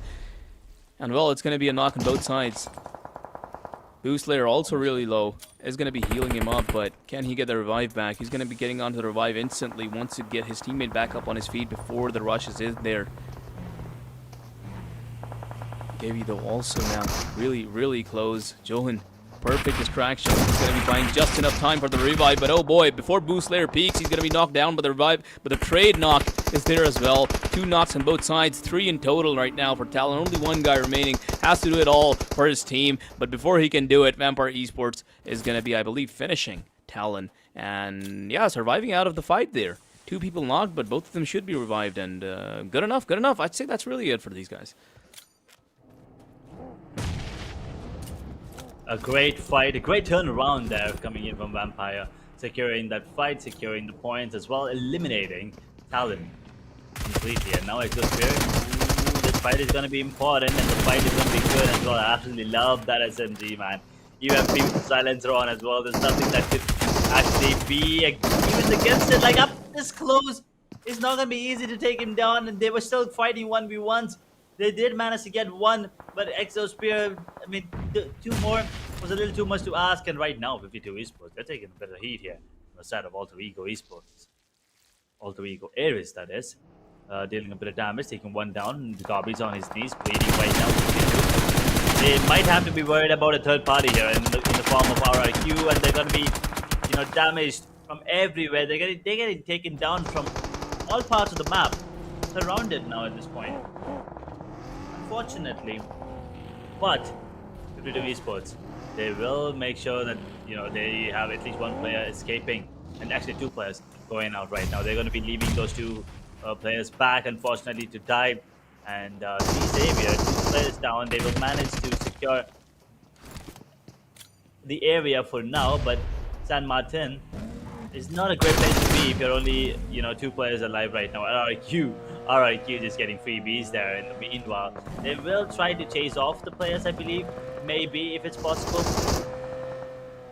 The graveyard and truck stop. These 2 places could turn out to be deadly. Truck stop is a bloodbath right now, of course. But I do want to see how the side of decisive actually play. Considering their position right now with 2 players down, and they do have enough. I would say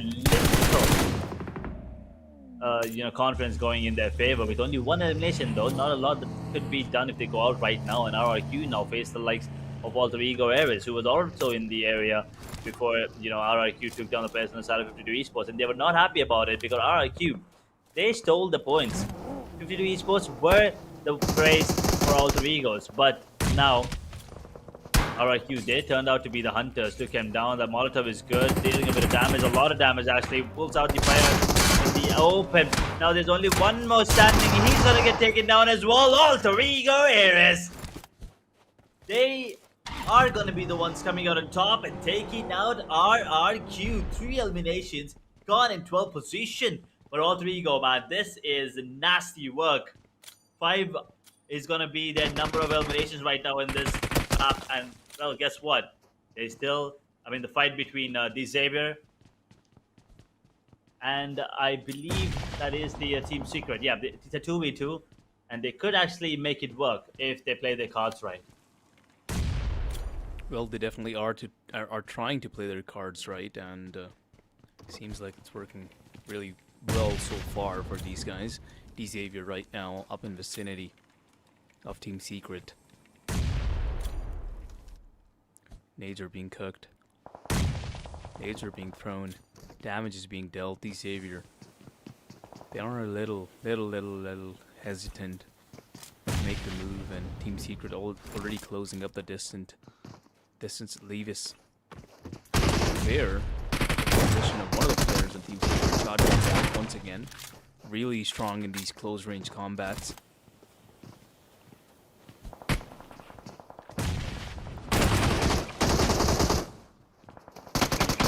They are taking one at a time. Jaiki in a lot of trouble. Oh, Joker's gonna be getting in the crossfire. Buzzkill coming in from Levis. And he's also taking damage from Team Secret right now. Jaiki and Juki both are trying to take down one from decisive, and it's only 1 guy remaining from this side. Levis trying to stay alive. Is going to be having dealt a lot of damage. Oh boy, the UMP is really strong. Really strong. Jaiki, despite against being a shotgun, is going to be getting the buzz headshot and also the wipeout, leaving only 10 teams, the top 10 teams alive and now in this map, and they're going really well for these guys so far. Oh, this is very unfortunate. Now EA, they're gonna be probably be third party in this fight between AG Slumber and Vampire as well. Vampire, they could be the ones coming out on top. They're taking down the players. They're AG Slumber. They lose another one. EA with the man disadvantage right now. Do they want to go in? They're gonna be just turning. Actually deploying smokes everywhere. Good grenade there onto one of the players. That was brilliant. And AZ's gone. Thanks to Vampire. So AZ, once again, they started off strong with 3 eliminations, but that's all that they're gonna get right now, unfortunately. EA, 6 eliminations already. They could have, they probably could get their player back on their feet, which means it is going to be a 4v4 against them, between them and, Vampire Esports. Seems to be the case at the moment with Vampire Esports in the arena fighting it out. Turney has to go back to his teammates. There's one really low on EA Esports. They are having a bit of trouble. Vampire Esports on the other side looking really strong with all 4 of their members alive. They are trying to mow down EA Esports, but currently it's just a battle of nades. Nothing much happening. They kind of do know about Joker's positioning. That nade is good. It's going to be knocking out Joker right at the instant.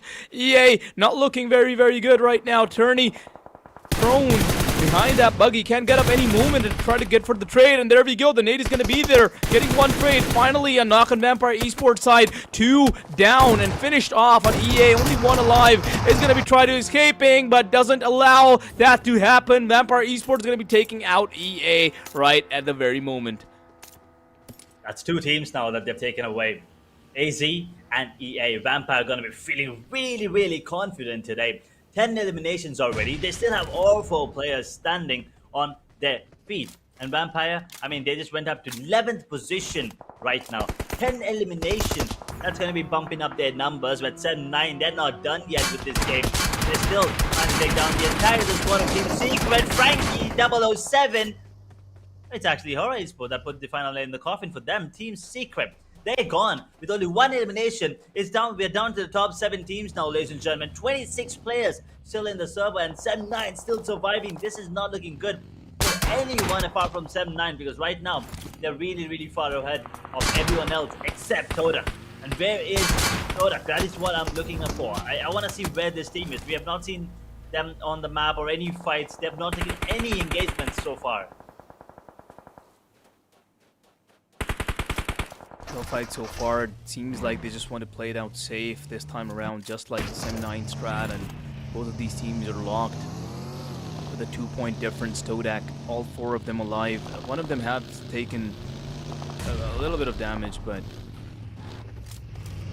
finally in front of our eyes, and once again they meet their age-old nemesis, who is going to be, of course, Pre-Miramar.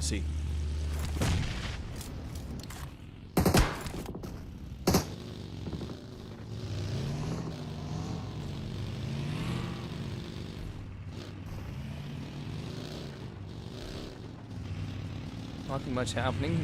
Doesn't really seem like they want to close the distance. Pre-Miramar are a bit far away. 7 teams now left on the map. Reducing the numbers, the circle is also shrinking. We are at the stage 4 of this game. What do you think? Do we get to see repeated winners today? I mean, we already had Todak with the second chicken dinner. Todak might just walk away with another, and the way that they've been playing, you know, if they're able to hold on to their position, they might just be able to, but now they're getting flanked by 7-9, and Frenzy's going to be the first one to be gaining that information, relaying that to his team, and now they're basically in a pinch. Pre-Miramar to their front, and 7-9 behind their backs.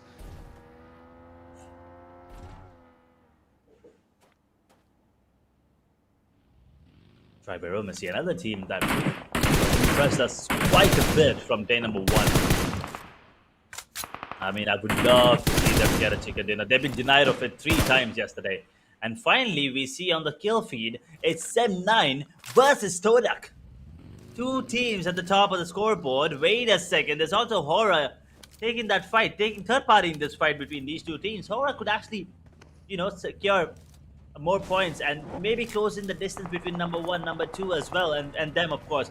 But Todak, they have to face the likes of 7-9, and they are retaliating and retaliating hard. 7-9 will lose 1 on their knees right now, and Todak, can they capitalize is the question. These ridges are going to be nasty to work around with, of course. It's going to be beautiful to watch, but at the same time, it's going to be really a hassle for these players to actually go for these fights, go for these, you know, engagements between 2 teams. And Vampire, meanwhile, they get eliminated, and I believe it is the player.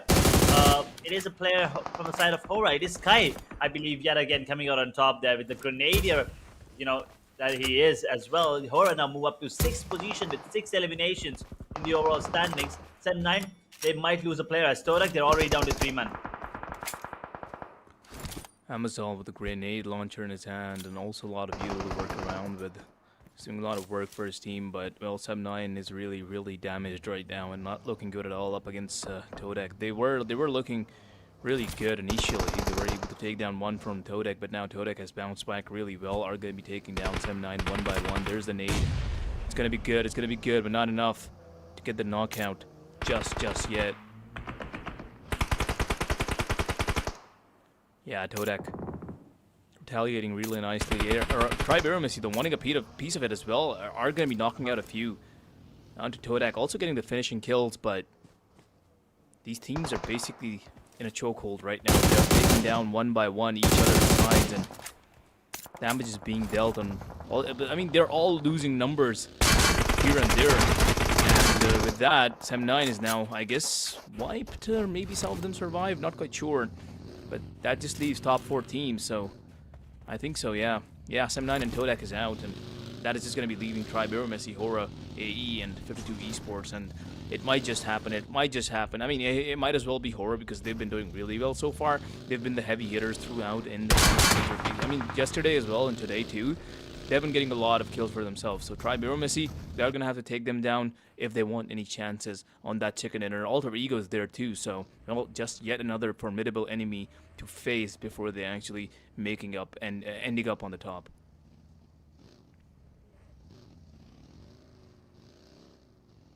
All four Esports, Alter Ego, Aura Esports, Pre-Miramar, the only one standing right now. 12 players, I'm sorry.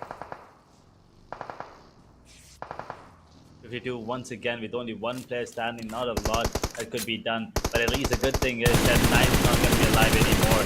So I think these players can worry a little less about that lead extending any further right now. But Pre-Miramar, is this the moment that we've been waiting for? Is this the game that they actually get that chicken dinner that they very well deserve from day number 1 and day number 2 as well? But for now, let's see how it goes as the grenades are going to be coming in. The zone will be restricted in 25 seconds as well. The stage 6 circle coming into play. Another beautiful grenade there, but it's just gone.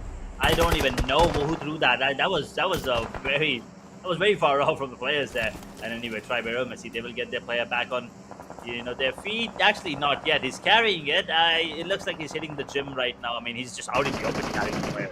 That is insane. Definitely that takes balls. That's a bold move. It does, and now we have Horror closing the space between Pre-Miramar. It's also kind of split up right now. I'm pretty sure they don't like that happening, but they are dealing damage towards Alter Ego too.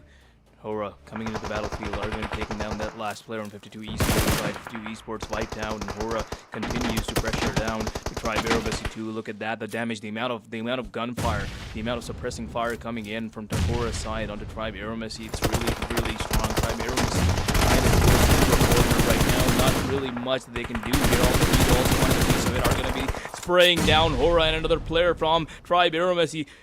Alter Ego are just doing God's work here. They're doing work for both of the teams, delivering damage on both sides. Although the revives are going to be coming through and the heals should be there too, but both of the teams are not looking as pristine as they were moments ago because Alter Ego is someone to be dealt with too.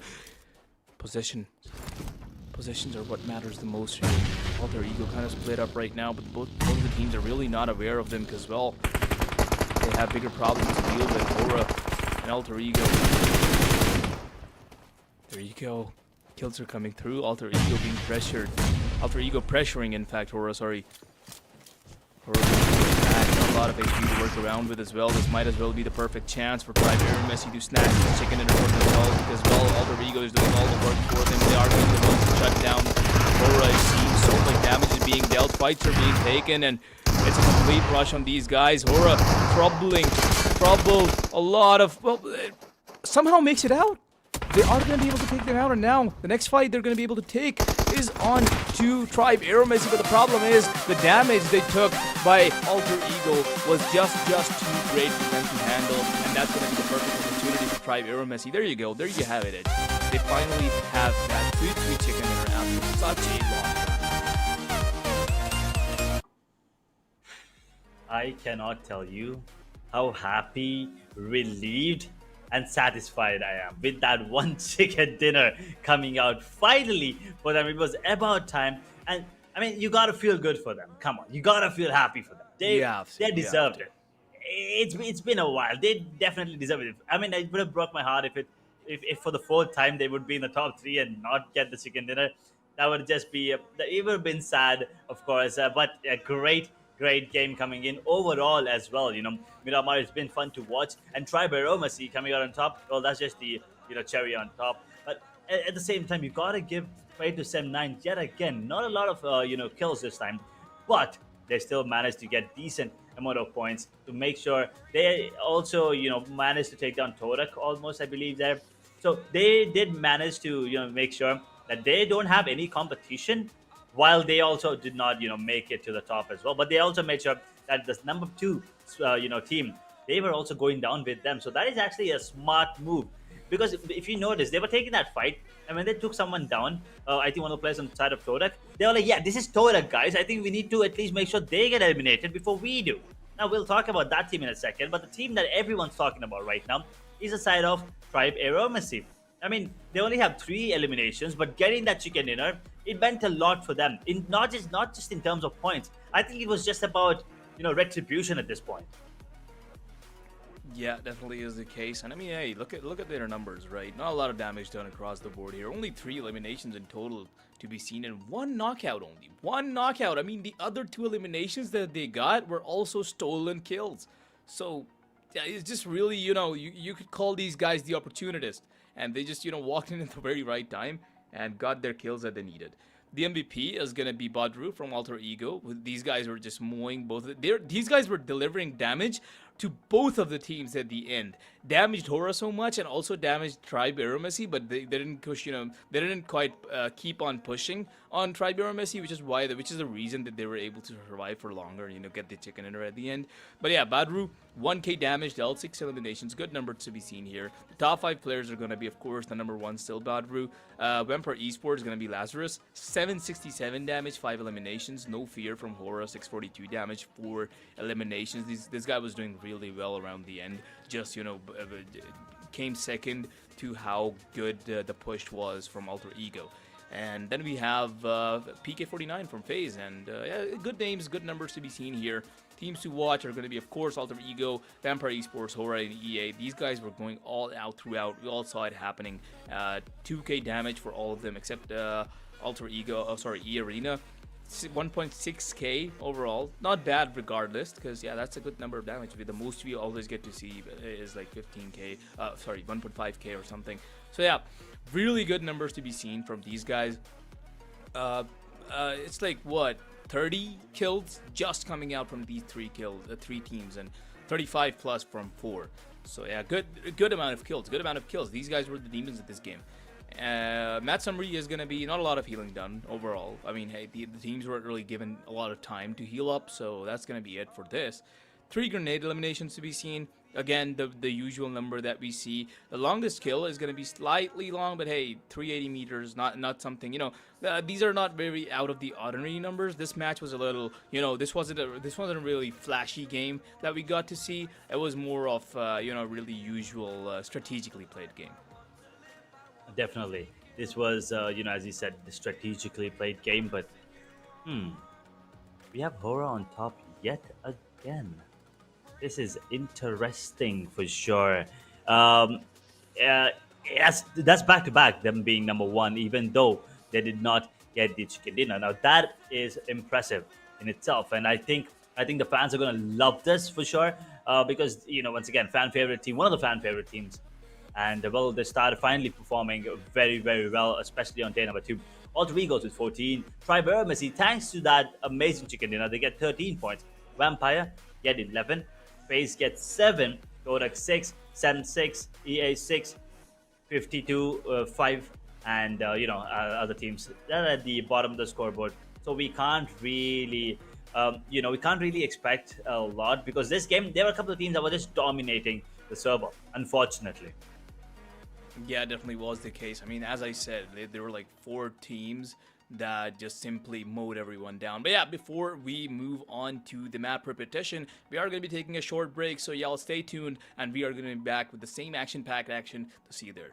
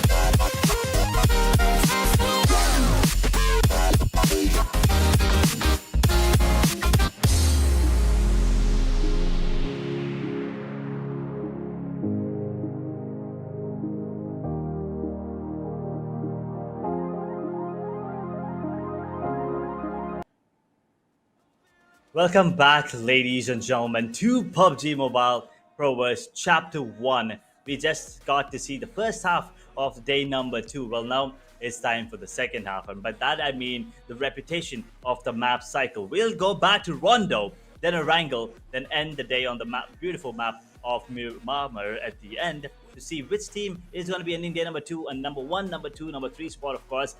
We are starting to build that a little suspense. We'll not be taking a look at that overall standings as of now, I believe, and hopefully so, because I like to have that suspense as well. Maybe by end of day 2 we get to see the overall standings. Or okay, thank God. I thought the production is gonna be it's just Just making jinxing me. you and Yeah, probably just show us the overall, pulling but up with no, the that's not overall gonna be the case. rankings. Yeah, never Oh mind. boy, Not happening.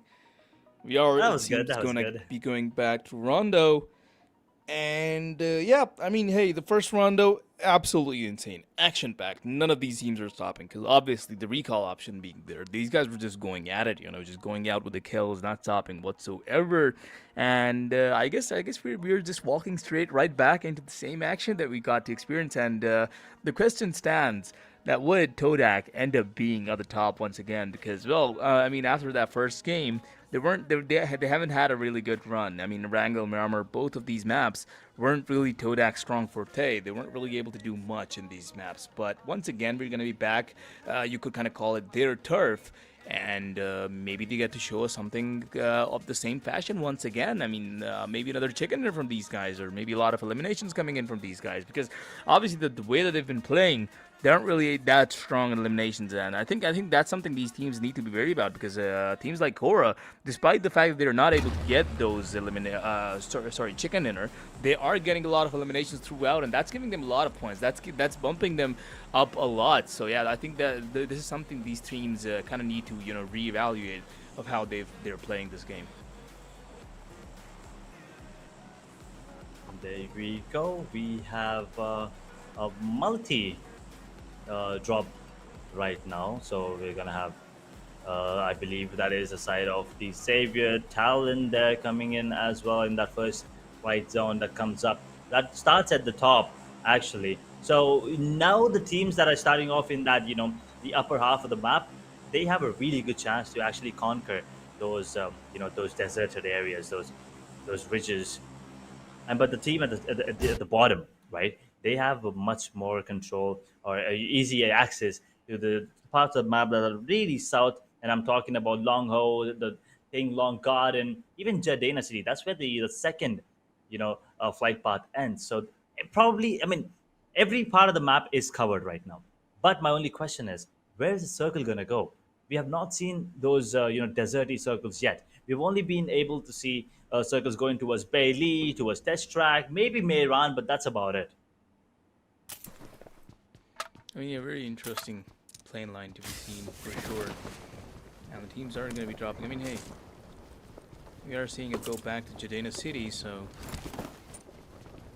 we are going to be seeing a lot of drops there too.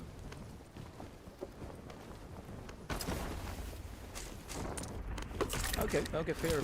Pretty evenly distributed plane lines, but and drops too. But we did see some gunshots fired here and there. Are we going to be getting to see some drop fights early on is the question.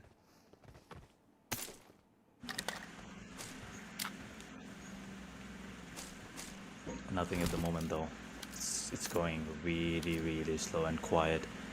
They do have RIQ and AG Slumber in the mix. This could potentially be a fight, inevitable regardless. There's going to be another fight happening on the other part of the map. And guess what? It is Hora actually facing off against 3 teams. Because I do see 52 getting taken down by Vampire as well, and Hora putting the screws to them as well. And Alter Ego, another squad that is absolutely dominant throughout the run in the grand finals right now.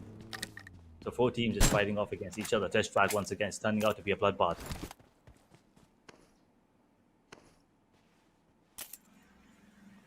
Definitely is the case, and RQ here, they have taken some damage. There is a knock, but he's gonna be revived eventually.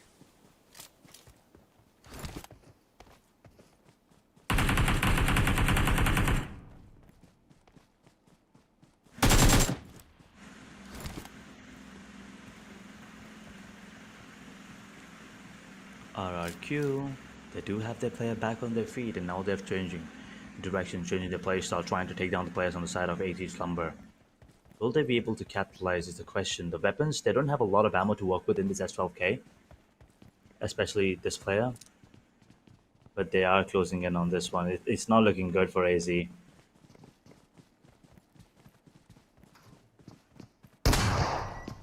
Oh, up really close. He's gonna be going on to the first floor, but is that gonna be keeping him safe? Because all the shotgun is there. Trying to pre-fire the angle, but no damage on either side. RQ Ryu trying to take the base. They really just do want this kill, but they're not being allowed. There you go. Shotgun's out. Damage is there, and well, they are going to be finishing the kill as well. Should be recalled soon enough because the rest of the 80 Slumber players, they do have. Yeah, I mean he's not gone. He's not gone. He's just momentarily gone. So I was wondering, like, yeah, why do I just see the numbers just going up and down and up and well, that is a recall, of course, and once again, which means we get to see a lot more fights when compared to the maps of Erangel and Miramar. This time around, and Torak, they will have their players back, I believe, as well. The two surviving players, 7-9, doing a really good job of surviving at the moment. Exo Spear with 3 eliminations already, get those 3 points. Power up RIQ with 2 each, they get the points, as well as the players up anytime soon. We will still have this recall action for the next 10-15 minutes, so it is still going to be enough time for these teams to actually go for those at the moment, try to secure areas, try to play it really aggressive, because all they need to do is make sure that one player survives to go for that recall system. And I guess that's kind of the way that these teams are positioning themselves, at least before taking the fights. Yeah, just keeping one player separate from the entire squad, and the rest of them just fighting it out. And if they do die, they just go for the recall. Kind of the play here that these teams are going for right now. RRQ pretty separated.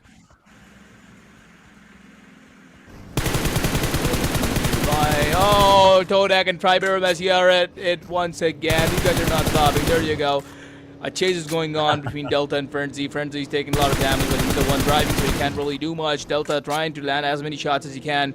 Come on, just take the fight. Just take the fight. You guys can just recall each other. Oh, never mind. Pre-Miramar has been lured into corner by Todak. A lot of Todaks are here, though. Frenzy never stopped. Frenzy went inside an entirely different building, and now he's locked up. They definitely don't know where he is, and it's a 1v2 for him. He doesn't have a lot of HP to work around with either.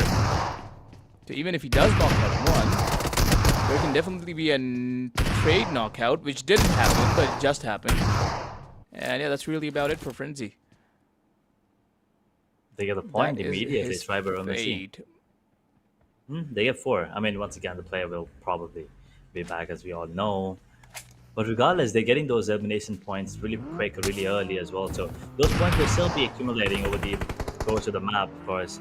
And Team Flash looks like they are taking down players on the side of 52 right now. I bring this boost to them. Exospear, another team that's performed really, really well, up to 17 position right now. Just one position up. 25 points and 4 eliminations this game. This is how 4 players standing, so they really need to have some amazing games to maybe have a chance of making it to the top 3, top 4 even after this game. But for that, it's not going to be easy. They need to have that consistency throughout the throughout the entirety of today and tomorrow as well. And where are they? They're in 14th position. Great grenade though. KNS probably should be offered a freebie here. There it is. Wine unfortunately lose another player. Secret's bleeding out right now on the side of Exosphere. But for how long? Wine, they're going back. They're going back to safety. They lose 2 players already, and now they're going back and going to the recall, because there's not a lot of time left for the recall system to actually go away from this map. So probably just go back to safety, have that recall, get the players back in. We'll jump again to start off with 72. We'll probably just restart the map with a few teams having some elimination points already. Seems to be the case. Eliminations going on here and there, but the teams are taking it fairly slow this time around, obviously. It's not as fast as the previous rondos that they launched.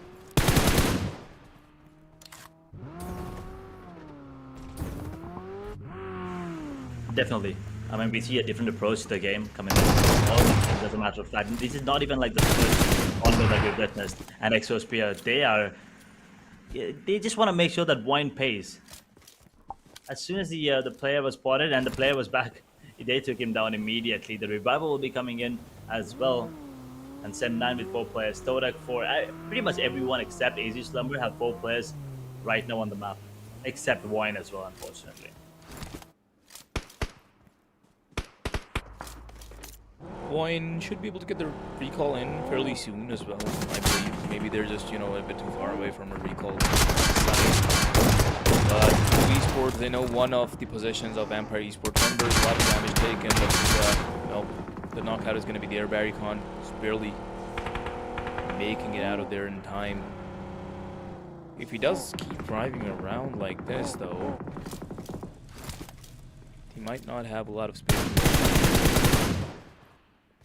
But, well, has distanced himself really nicely from Vampire Esports, the rest of them at least.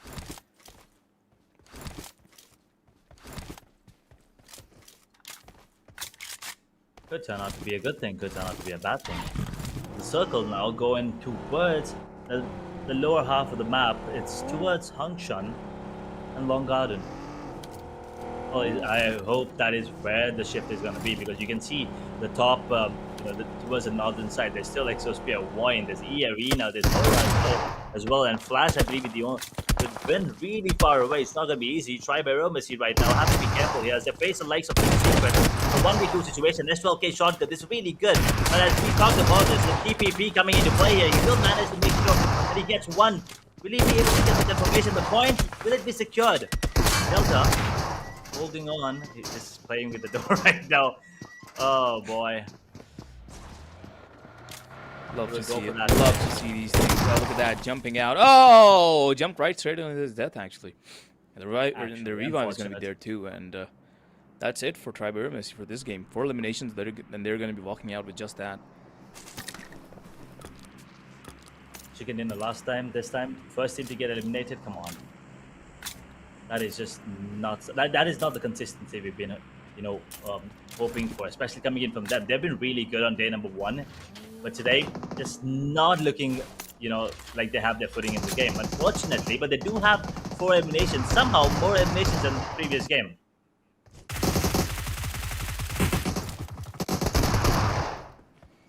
It does seems like the case, and Sem9 rushing on to Xavier, gets one, but that's all he's good for. Is going to be knocked down and also finished off instantly because, well, obviously Shin wants the revive to come through, and there are 2 knocked, so they're going to be reviving them both. Good amount of damage dealt, but Sem9, they're going to have to recall 1, and they already have done that. No elimination point to be secured just yet, though.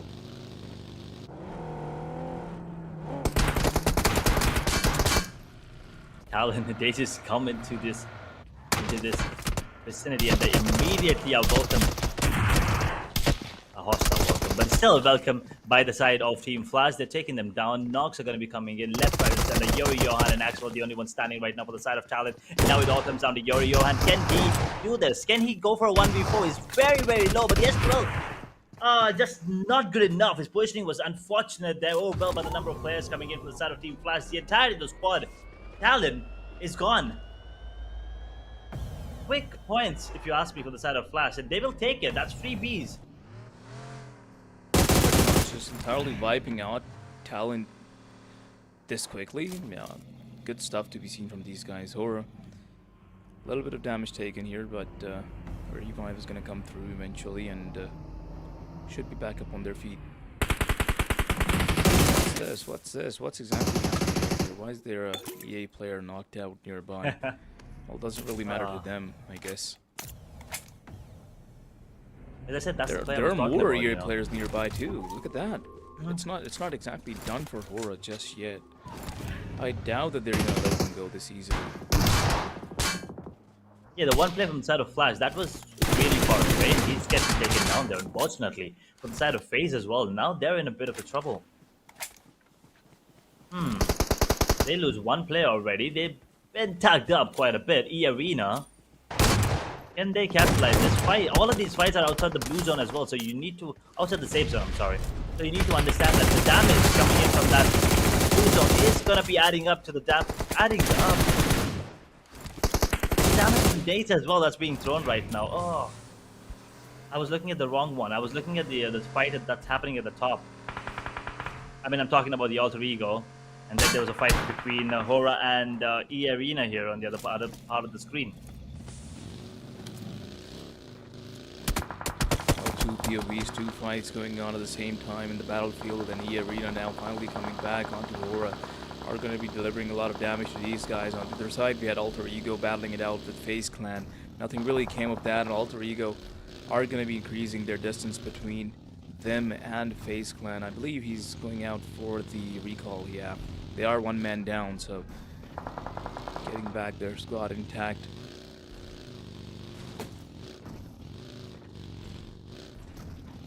.15-minute mark about to be hit. 16 teams, we're down to 56 players now in the server. Stage 3 circle coming into play as well. Alter Ego still surviving with 8 elimination points already. They're moved up to 7th position, which is really impressive considering their run in the playoffs. They've not been that good. The grand final as well is a different story for them. And talking about different story, well, Alter Ego now, just as soon as I talk about them, they get taken down. One of the players, FaZe, they get 1 extra point for this. And Alter Ego, they got another one, and it's a freebie. He's just gonna watch him. Oh, that's. Oh, he's carrying him as well. No, he just threw what? Well, I think he just wanted to. I don't know. That's his BM looked like it. Just showing off. Could be. But did you notice that EA also just got wiped in the moment? I did. Unfortunately. Yeah. Which means they got wiped out by Hora, and now Team Secret is fighting it out with Alter Ego. And once again, as we know how aggressive Team Secret is with their fakes, they may or may not make it out of there. Not quite sure this is a fight that they should be taking, because with Alter Ego, they're not in the zone, and Team Secret they actually are, and they're going to be taking the damage. Buzz knockout coming in from Rosemary. That was good. That was really, really good. But Team Secret, now they are also retaliating. They're taking down the players on the side of Alter Ego. Then lose another one. Rosemary has to come down, and he's going to get taken off immediately by Juke. And well, there's only one more player now surviving, Alter Ego. We were talking about them just a moment ago. With 9 eliminations now, there's only one player standing. We're still, in the server with 15 teams. So, I mean, if they get taken out right now, all they get are 9 points, which is not enough. Definitely, with the way that they're playing in their overall standing, they're on 7th position, as I've said. It's still not going to be enough for Esports, on the other hand. Oh no, that positioning is really, really bad, and I don't think they can actually help, their teammate. The revival will not be coming in, as Nofia is the only one standing right now. He's driving away. He can't go for the support here. Exospear, they're taking advantage of their position, especially outside the play zone. That is the blue zone.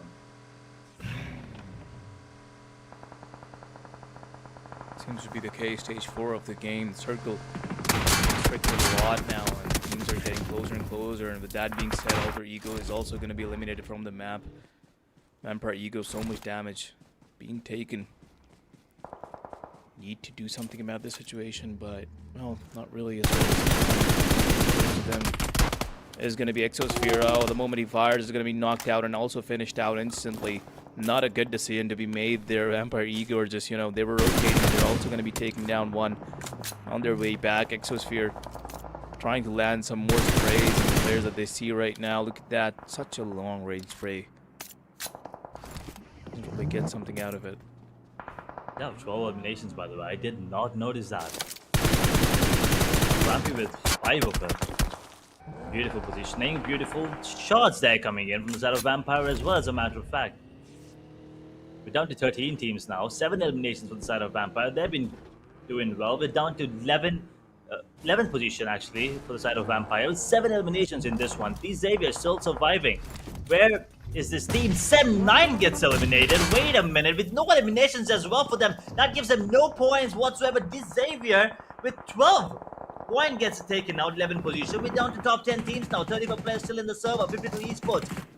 They're in a bad position right now, being shot by multiple teams, especially the Xavier with the high ground advantage.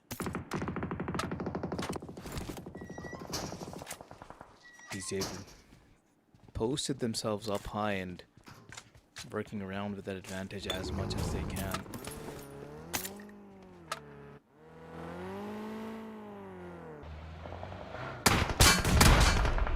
Oh, Emperor Esports once again. Xavier also under attack by FaZe Clan. Lamborghini is going to be knocked out instantly. Not looking too good. Nate TI also low HP. Leave is also taking a lot of damage. Nate TI also needs to heal up. Is going to be popping off one smoke, I guess. Yeah, should be enough for the revive, but well, will they be given enough time for the revive? I think so, they should be. Yeah, they're safe. They're safe for now. Should be able to get back their numbers up. But in the meantime, FaZe Clan was also connected to the server. There you go. Team Secret joining the battlefield are going to be taking out these Xaviers. There is a knock coming through, and the rest of the Xavier players are, I believe, not really going for the fight, or maybe just doing it all out one last time, trying to take down Team Secret.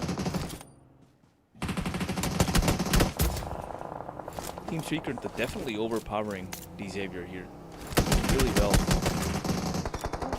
No damage to be taken so far, only inflicted onto the Xavier. Xavier the higher hasn't exactly advantage, been they having. could actually take them down. I mean, yeah, these guys haven't exactly been taking, having the good run, and once again, it seems like they're on the unlucky side again. Oh no. Yeah. Team Secret got the better of them. They really did, and once again, an unlucky run for these guys. I mean, they will be getting the elimination points, but only really few. I mean, hey, they were able to get, what, 8 eliminations in this game, and the elimination points they would be getting are, well, 1 or 2, something like that, maybe 1. So, yeah, 9 points to be taken away from this game. Is going to be bumping these guys a little up, but yeah, that's all that they're going to be getting this time around. And now that is going to be leaving the top 5 teams alive. TDK, Team Flash, Team Secret, Vampire Esports, and MBK. All of them are really damaged.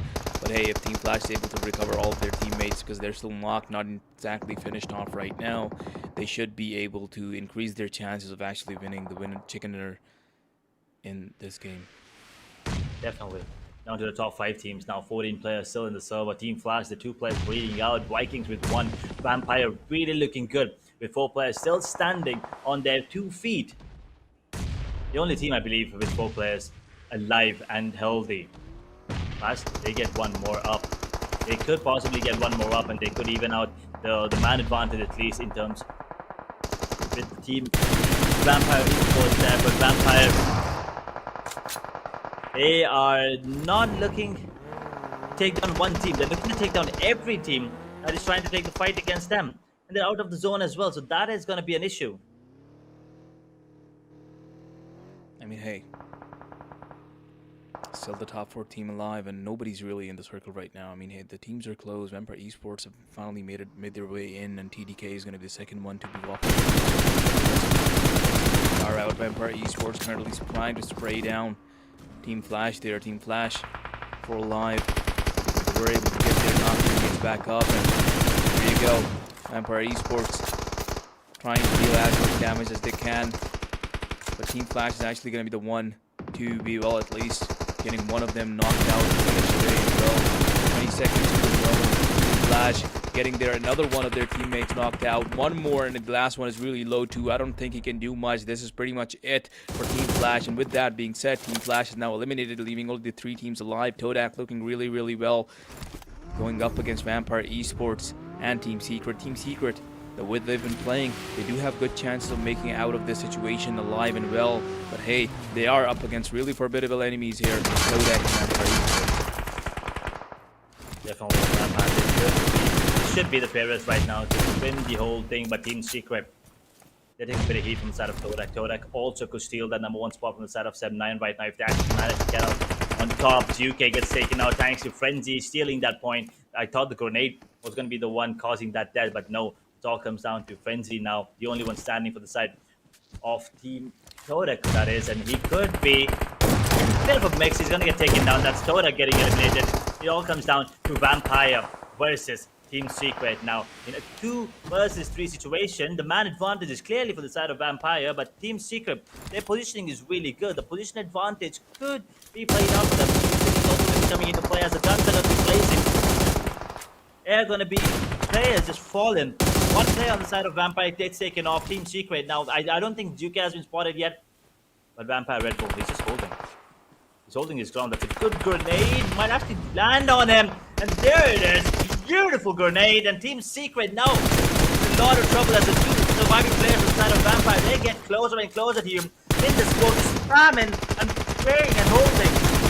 Duke. That is big one down. Red Bull versus Duke. Red Bull.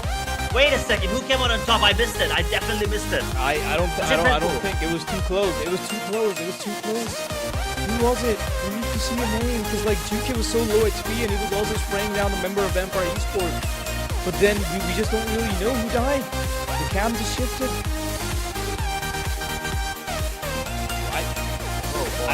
I think we're gonna have to see. We're gonna have to wait for the results to come in. Oh boy. I think it was Red Bull coming out on top there at the end. It just feels like possibly. I mean, we still have to wait. As you said, we're gonna have to wait to see. Yeah, I mean, hey, we're gonna see the names at the end, and we're gonna see who's the actual winner. I mean, that was a really, really, really close fight. The way that these teams. I mean, hey, as you said, Team Secret having the positional advantage despite it being a 2v3, but that very nade at the very end that came through. Oh boy, what a good nade! The nade that took down Doki. Oh my god, that was such a long distance nade too. I mean, it wasn't thrown from nearby, and the timing was perfect on this as well. Doki had no time to wait, so. Good game. We are going to see who ended out on the end, but regardless, overall, whoever it is, we're going to be seeing momentarily. It was a really good map. And, I mean, hey, you don't get to see this much action. I mean, hey, we do, but at the start. Rondo usually by the end is like only, a small number of teams left. And but this time around, things were a little different. We saw new stuff happening. We saw exciting stuff happening. And, yeah, overall, just really nice to see. It was exciting. At the start, we did see a lot of teams just going in for those recalls. You just saw fights happening left, right, and center, and everyone just going in for those finishes, for those kill points. And well, it is Red Bull coming out on top at the end. It is going to be Vampire. I mean, look at the absurd amount of finishes that they have. That's 14, 19. That's Do you want to look at Lazarus's damage for a second? And Red Bull's damage. Oh my god! What are those numbers? 2,400 between those two That's more damage than that we usually see coming out from a single team. That's just from a single guy. Lazarus just goes all out when he wants to. 1.4k damage and 7 knocks and 5 eliminations is absolutely insane. Absolutely insane. And even I'm sorry if it's GV or GV, 7 eliminations is also very insane. These guys were able to get 14 plus 2 16 and 5 21 eliminations in total. Insane. And also the chicken dinner, 31 points in one game. Are you kidding me? That's insane by these guys. That's going to be bumping them up quite a lot. That's good. That's really nice to see, honestly. That is absolutely insane coming in. And once again, they deserve it as well. Vampires, but they've been really, really good. Even in the playoffs, they were really dominant. And they kind of deserve, this #1 spot coming in. And Red Bull has to be the MVP at the end, pulling off that 1v1 clutch against 2K from the side of Team Secret, who also played really, really well. Once again, we'll talk about them in a minute. But for now, 7 eliminations, 1,044 damage, 5 knocks, 534 heal, 5 assists, and a survival time of 20 minutes and 51 seconds. Well, that's how long the map lasted. So either way, he could have survived till the end. But great, 31. That's a 30 bomber. I believe that's the first 30 bomber we've witnessed in this tournament. At least the ones that have been streamed. At least the ones that we've witnessed, the playoffs and the grand finals. So this is going to be a massive confidence booster for the side of Vampire Esports, and I believe this potentially puts them back on the map. They were somewhere around 11th position, and I think now it could be somewhere top 5, top 6.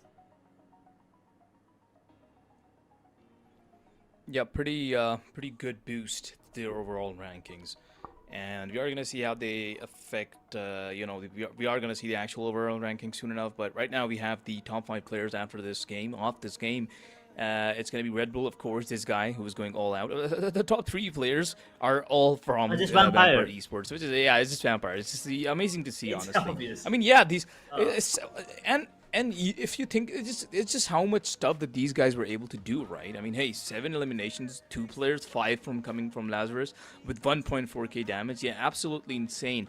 Followed by Jaiki, who almost also hit 1k damage points, and then there's gonna be a player from Exosphere who's gonna be Grafki, 634 damage dealt overall. So yeah, actually really impressive numbers to be seen overall. I mean, hey, sure it's Rondo, sure it's the fact that the players can be revived and recalled and brought back, but yeah, still a pretty great number. These guys were able to accumulate a lot of points just from the eliminations, and yeah, it's gonna be giving them a great boost.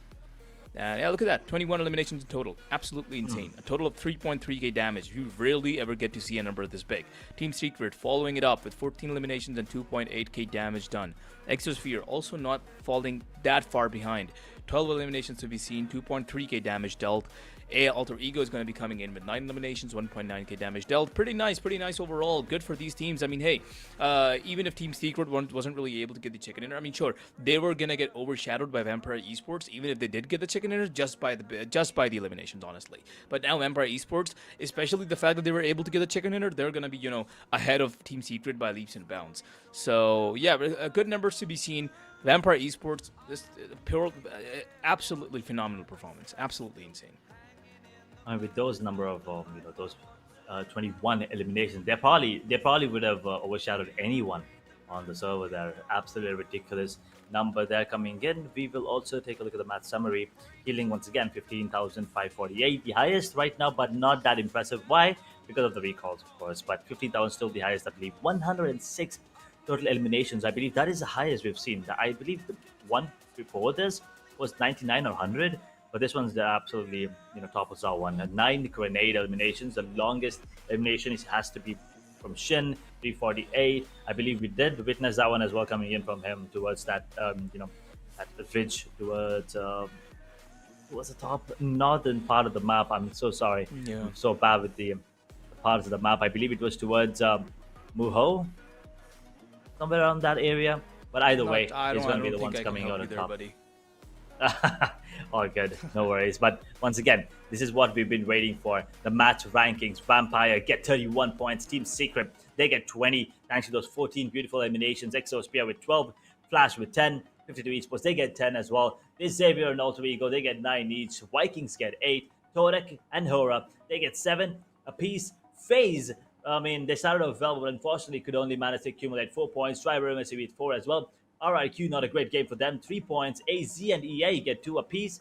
Boyne, Talon, and Sem9. I mean, that's not a name you hear on a daily basis. Sem9 at the bottom of the scoreboard. 0 points. Absolutely nothing.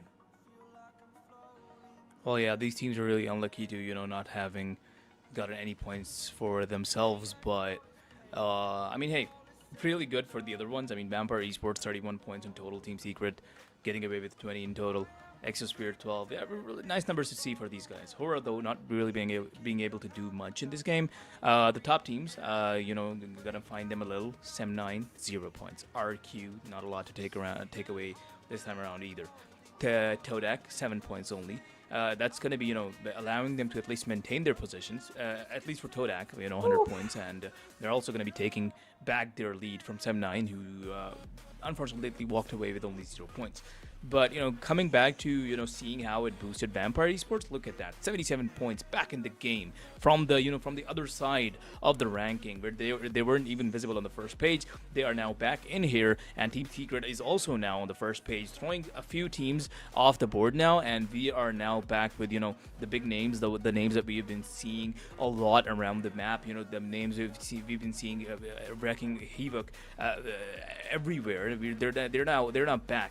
So yeah, this is the second page. Talon, the Arena, the Xavier, these kind of lucky for teams like Arena, the Xavier, Exosphere, Voin. And even AZ Slumber, like you don't expect these teams to be on the bottom because they have a lot of duel potential. They have a lot of fight potential. Whenever they do take the fights, it's actually absolutely insane the way they're able to play around other teams. It's really really well, but it's just unlucky that they're not able to accumulate as many points for themselves.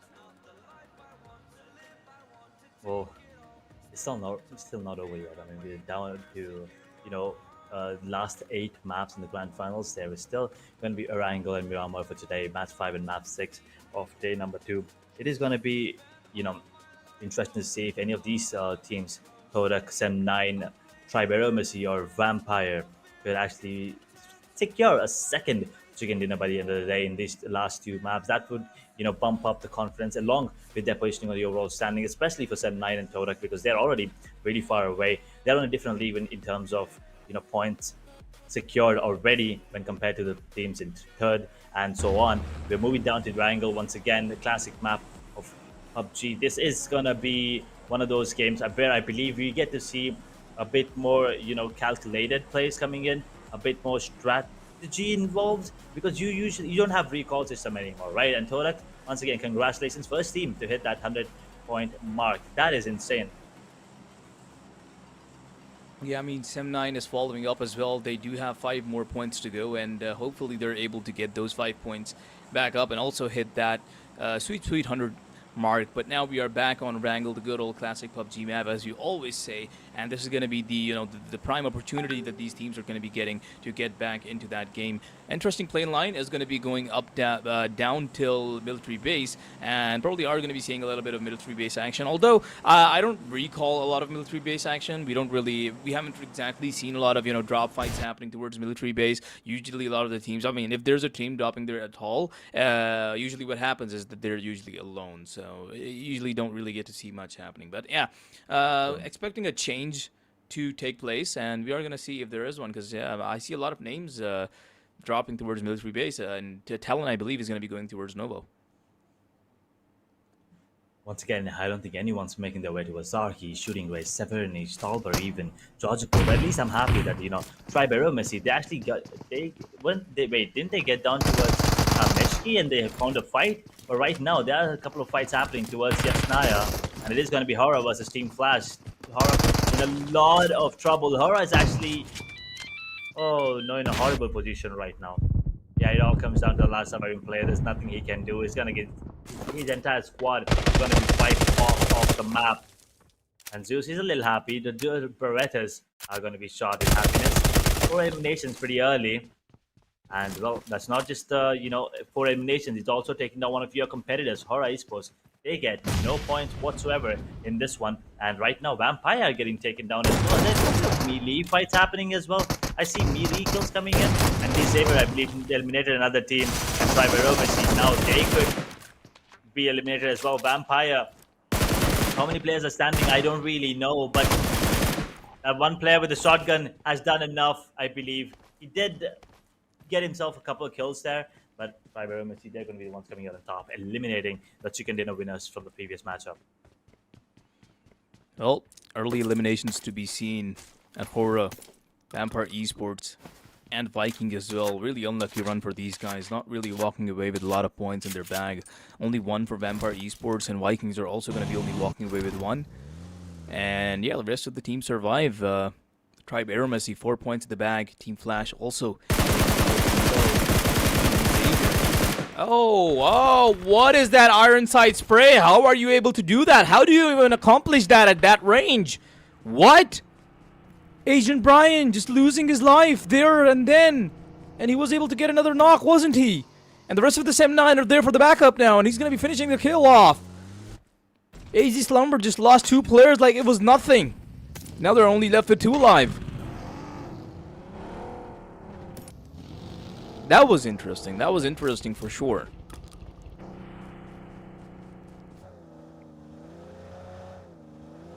And they pretty much have this area to themselves now. Not, not a lot of other distractions to be seen so far. It's pretty chill.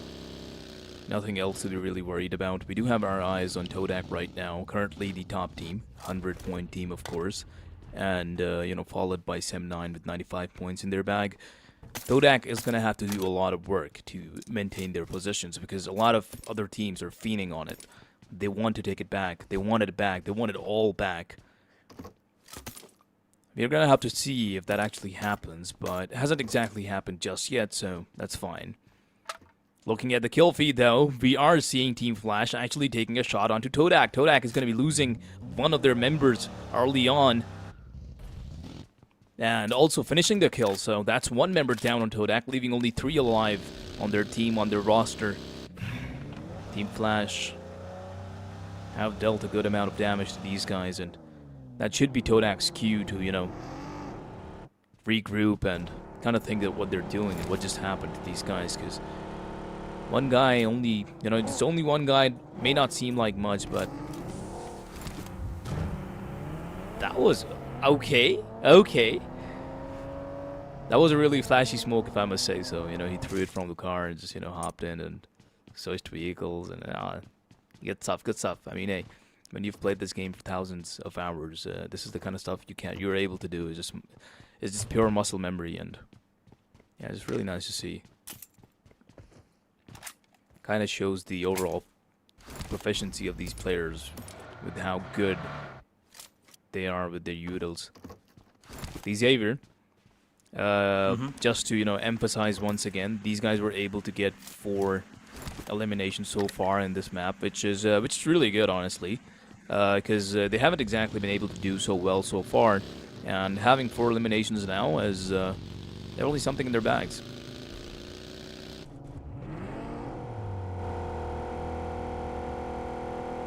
Teams now, 54 players still surviving. Hora, VPE, and Viking, all 3 teams are out of this matchup already, unfortunately, which means they will not be accumulating any more points. They already have 1 point for Vampire, 1 for Vikings. They will not be taking a jump on the overall standings, but they could be kicked down.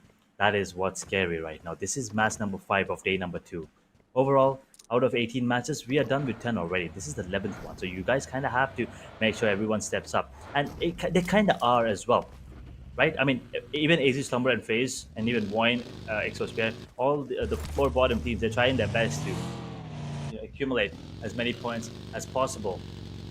And yeah, I think, you know, bringing out that A game, I think putting off every strat from the strat book is going to be really necessary, especially for the teams at the bottom right now, for them to have a chance to make it to the podium. If not number 1, at least 2nd or 3rd.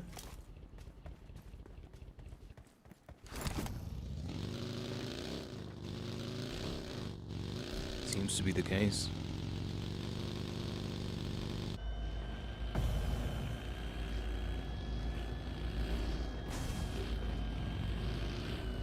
Esports. These guys have been really aggressive with their fights so far, and you know, we saw them fighting out the last time as well. There was a really huge fight happening in the mountain, and these guys wanted a piece of it as well, and they joined in, and you know, yeah, despite the fact that they did get destroyed, they also kind of got pinched in between the big dogs that they were fighting there. These guys are still just as aggressive every single time. They never ever, you know, step back from a fight. You know, when they say these guys never duck a fade. These guys are always there, despite not being able to accomplish much. And they do still have 43 points in total in their bag, 14th position on the spot. So, you know, if they keep up the same kind of behavior towards this game, they might just end up, you know, in the top 10 at least. Potentially.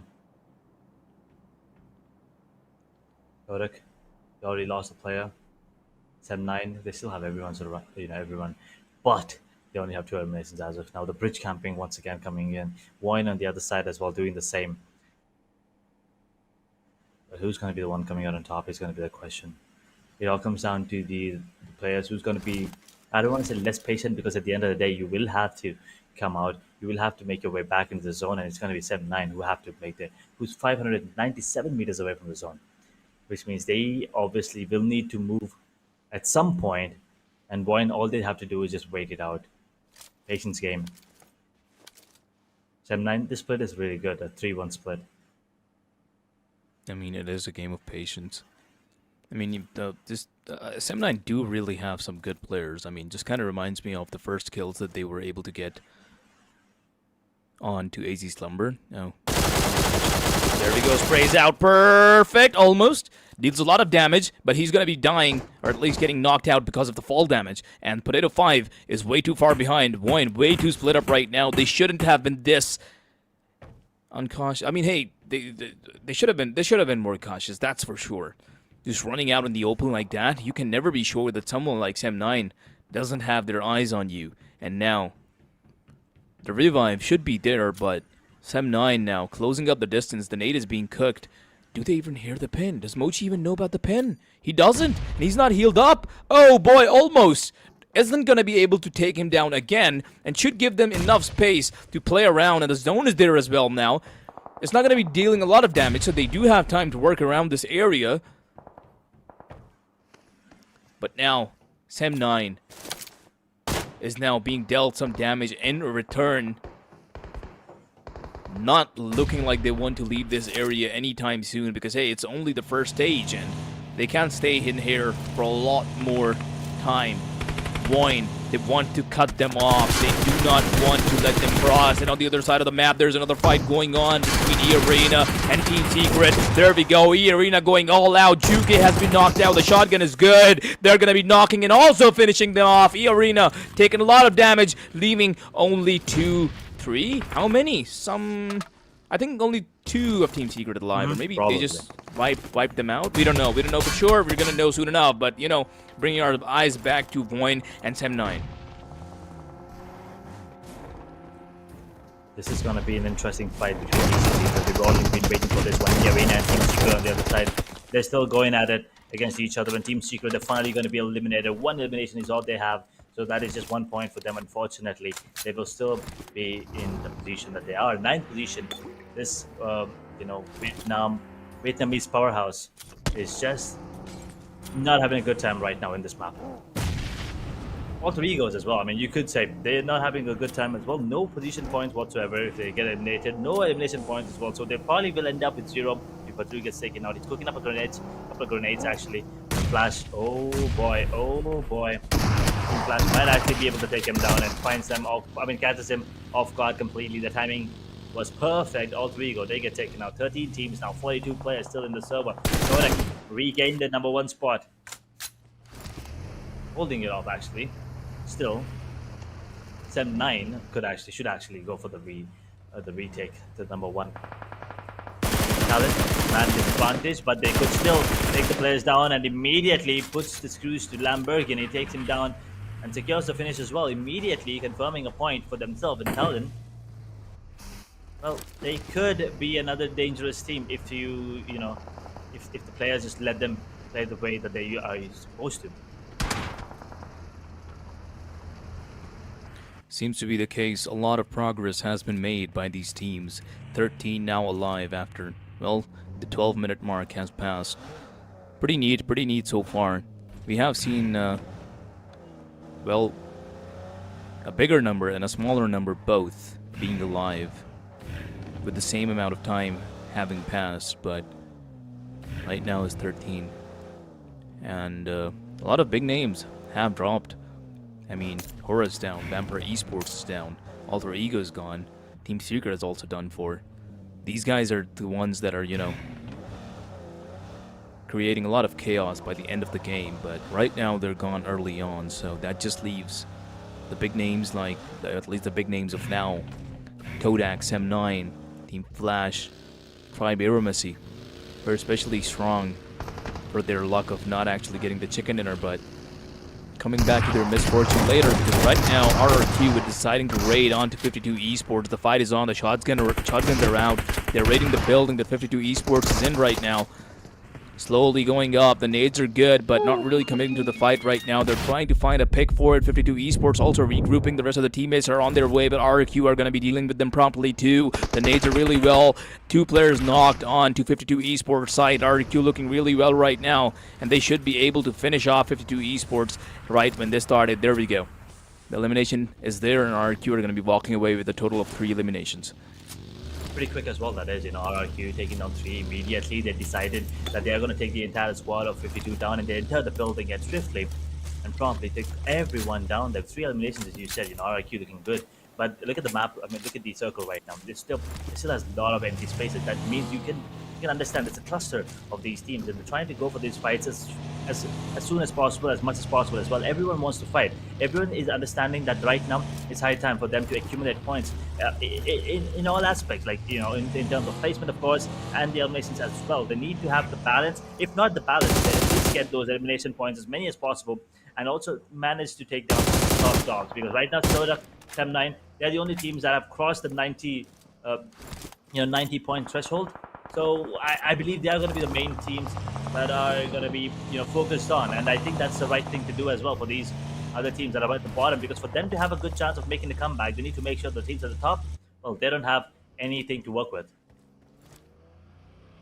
Yeah, definitely seems to be the case, and we are seeing a few more spray downs come through. Todak once again sees FaZe, is gonna try and land a few bullets, but well, doesn't really seem too keen on it. 2 alive, of course, they don't really want to fight with a squad that has 3 or more. That would be really unfavorable for their situation, but look at that, trying to close the distance even more. They definitely do see the buggies, and the position is a lot more advantageous, and FaZe not wanting a piece of it at all. Are just going to be simply running away, leaving Todak to, well, once again just roam around and scout some more. Third stage of the game has now begun, and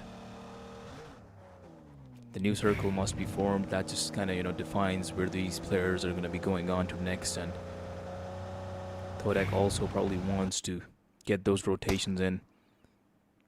Oh, what's this? What's this? Too close. Talon, unaware of Libas. Xavier with only 2 players standing right now. They could actually go for this fight really quick, and well, they equalize it. Yeah, that was beautiful. With the nade. Beautiful. On point as well. Well, the wrist backup, there it is. There is Shin. He comes in, joins the fight, but Talon, they're like, maybe. Oh, he runs over him. That's a vehicle knock immediately, and now he's out in the open. He had to make a move. Unfortunately, the move was the wrong one. He's going to get taken down. Xavier, they're going to get eliminated. Meanwhile, RIQ now fighting the likes of Exospear and taking them down as well. These 4 players, they're doing everything possible, and Exospear, well, they get taken out as well. RIQ now jumps up to the 5th position with that 7 eliminations right now. A lot of eliminations to be seen here and there. Team Flash with 8, Pre-Miramar with 5, RRQ also have gotten themselves 7 after that elimination of Exosphere. Xavier went down, but they did take 7 eliminations with them. That's all that they're going to be getting in this game, ending them up at 54 points at total. And yeah, not a nice number to have, but the problem is that's only happening because they're not really able to get those survival points in, right? They haven't really come even, I mean, not even talking about a chicken dinner, they haven't exactly even come close to a chicken dinner. They haven't exactly been able to get any sort of survival points. All of their points in the playoffs so far are really just by eliminations. Once we do see that, the match ranking summary, the overall ranking summary, we should be able to get a better idea of these teams that are just that haven't exactly been able to survive at all. But right now, there are some other teams that we do want to keep our eyes on, like Todax, M9, Team Flash, and currently Talon, who are up really close to Voin. Boost Layer, using the cover of that smoke, is going to be playing around Voin. Utilities are going to be crucial, especially at this stage of the game. Coming in, Yori Johan takes down another player on the side of Voin. Mochi hits Daken immediately. Coffin. Yeah, I don't even know what the word I'm supposed to use here. Coffinized. Can I just say coffinized? I don't even think that's a word. Works. Yeah, maybe it's probably. But the 2 main players, if you ask me, Akaza and Zeta, are still alive for the side of Voin, and that is deadly. That is scary as well if you're against them, because they are the 2 star players. side of Void. And they're enough to actually take down the entire server. I mean, if you ask me, they do have the potential for that one. But Yori Johan, I mean, he is also another key player for the side of Talon. I mean, look at him. He's just going in. He's unfazed. He doesn't care. He's like, yeah, you keep them distracted while I take him down. I will go close range and I will take everyone down. That's exactly what he's trying to do. And well, it is working out for them. They already have 4 eliminations. It's definitely working out really, really well for these guys. Talon now trying to pressure Wine more with the utilities, but nothing is really hitting. Kaza 5 is there, but the Nate and Molly both... I mean, he didn't really even have to evade them. They were just not just as on point. And he's going to be receiving a returning nade soon enough. Makes it out of there in time. Good call. And now, moving on towards Zeta 5. Not quite sure if he's aware of his positioning there, but might as well be soon enough. Nade's out. Oh, interesting. It might be good. Might be dealing some damage. We didn't get to see it, but okay, never mind. Not even chip damage, really. I really like how he just doesn't stop moving at all. He's just constantly going around, right? And that's kind of the factor that is sort of keeping him alive right now. He's just playing with Void's minds. I mean, they do have the information, but the problem is, yeah, exactly. It's not an easy target at all. I mean, the problem is, if it was only Johan, they would have been able to deal with him really easily, right? But it's not. There's one more Talon member to be dealt with. So it's basically a 2v2, and 2 of the players are outside while the other 2 are just inside building. So a really, really interesting situation to be seen here. And now both of these Talon players, they have regrouped. They could actually outnumber the surviving players. So they could actually isolate this fight.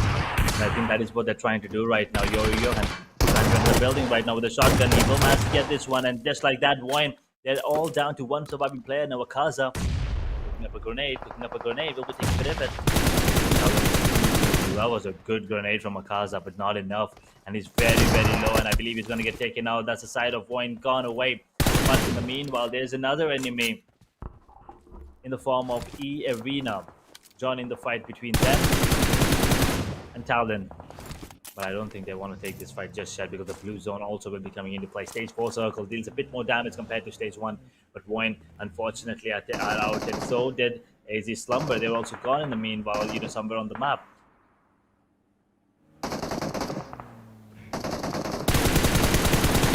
Kodak still surviving though, with 1 player, but rather surviving 12-9 as well. You could say Pre-Miramar now trying to maybe take this fight against M9, not really, but they're also trying to take down the side of FaZe at the moment, and FaZe are retaliating. Looks like one of the players on the side of Tribe also disconnected, so that is going to be a disadvantage, and they have to be careful. That is just unfortunate, but they still have to be cautious about it. They're playing with a man less. Seems like the case, and now Sem9 tucked up inside I don't even know what it is. Kind of looks like a water tower, but it's not. It's not a small water tower. But hey, Pre-Miramar nearby. Take this. Pre-Miramar also spotting Todak on their way. Are going to be trying to, spray them down a little, but not really working so far. Todak are going to be making just in the nick of time. No shots really landed. And, well, also no damage taken. That is good for these guys. Are going to be able to get themselves into safety for now. 16 remaining, and the numbers are going to be dwindling really quickly. There you go. You can see players getting knocked right and left, and EA also just left the map. Pre-Miramar, a lot of damage have been dealt. Will they go for the revives? And I think that is their best strategy at the moment, because if they don't, their numbers are too small, and that is just going to be reducing all of their chances, in fact, of winning, or at least even surviving until the very end of this map.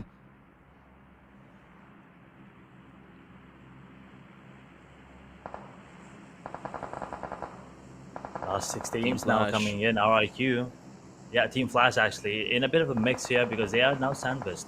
between RIQ and Sem9. Sem9 getting the better of them will get one. Team Flies now tops is the only one standing. Torek's out of the picture as well, as we have already talked about it. 6 teams, 11 players now surviving. Talon with 1, Sem9 with 2, Flash with only 1. FaZe still surviving. They're in the top 6 right now with 2 players. This is very important for them. If not the chicken dinner, at least they could survive for as long as possible, get as many points as possible. Tops in a bit of a risky situation here. The grenades are just raining on him.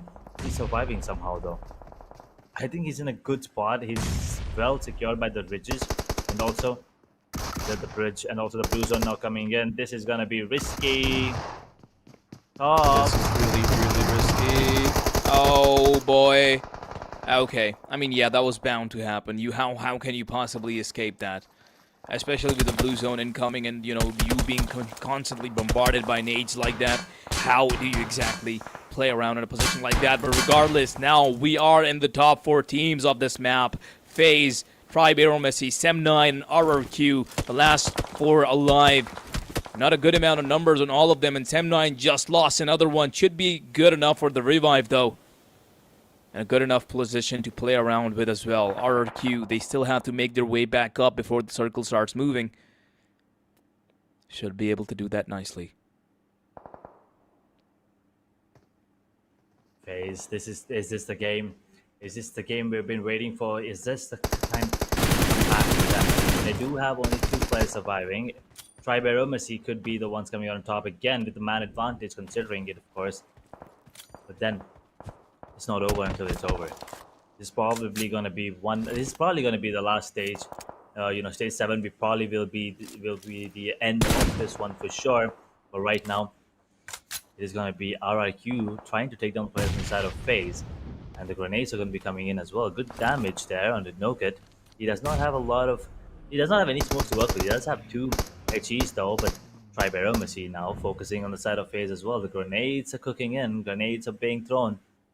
No real damages anywhere.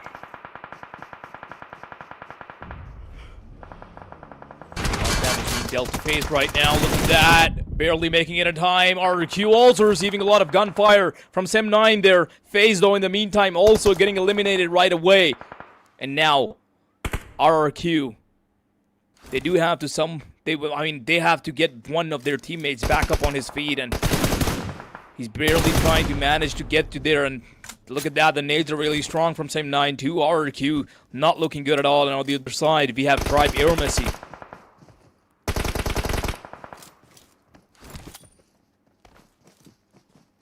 Pre-Miramar trying to gain some information on their enemies, but not really spotting anyone out. They definitely do know where RRQ is positioned. And, well, we just know these guys to play these positions so nicely. The way they're able to, flank. And right now, they're just going in a 2-to-1 split, or maybe in an all-3 split. Going up from the right flank while the fight continues between RRQ and Sem9. And these guys are the opportunists. And they just go right in the nick of time and always steal the opportunity for themselves, though. Sem9 this time around looking really strong, too. Are going to be able to take down Delta right away. Not missing any shots, not missing any sprays. Grenades are there. The util is there. The winner could be any one of this outcome, but, well, the most likely one, it seems, is either Sem9 or Pre-Miramar.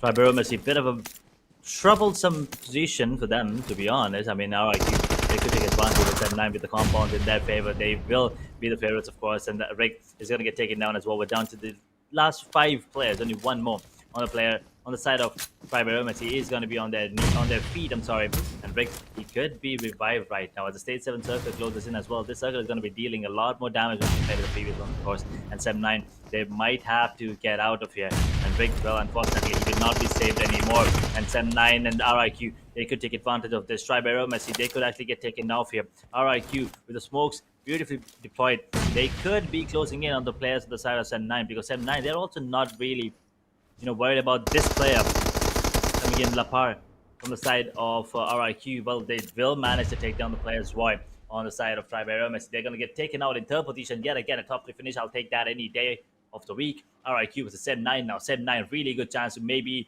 once again get that. They already got that number 1 spot once again back in their favor. Probably a chance to increase that gap, increase that lead further away from Todak. But RIQ, this is their chance to maybe secure a chicken dinner right now. Get a little closer to the number 1 spot, but it's time for the vehicle players to come in. It's going to be the player jumping into the vehicle, trying to reposition himself to take down the 2 surviving players inside of RIQ. A lot of damage being dealt. That's big. Satria, low HP. Sem9, both of the players still alive. Never mind. Take that one down. One only alive now. Satria, sorry, has to do all of this for his team. And will he be able to? Yes, he will be. Despite having a teammate down, he is going to be able to take both of RQs down. And once again, grab the chicken dinner for himself and push his team back up to the top, surpassing Todak. And that's going to be a lot of points for Sem9 to take away. What a game. What an end between these two teams. That was just ridiculous to watch. But at the end, it was Sem9 coming out on top yet again, getting that lead in their favor. Getting the number 1 spot. Maintaining a decent amount of extra points, getting accumulating enough points for them to maybe get even like a 10-point difference, I believe. And that play at the end, obviously, that 2v2 situation between them and RIQ. RIQ, you got to give very credits to. And they did well, but unfortunately, just not enough to take down the side of Sem9, who's just going, they're just going insane. It's every day in, day out.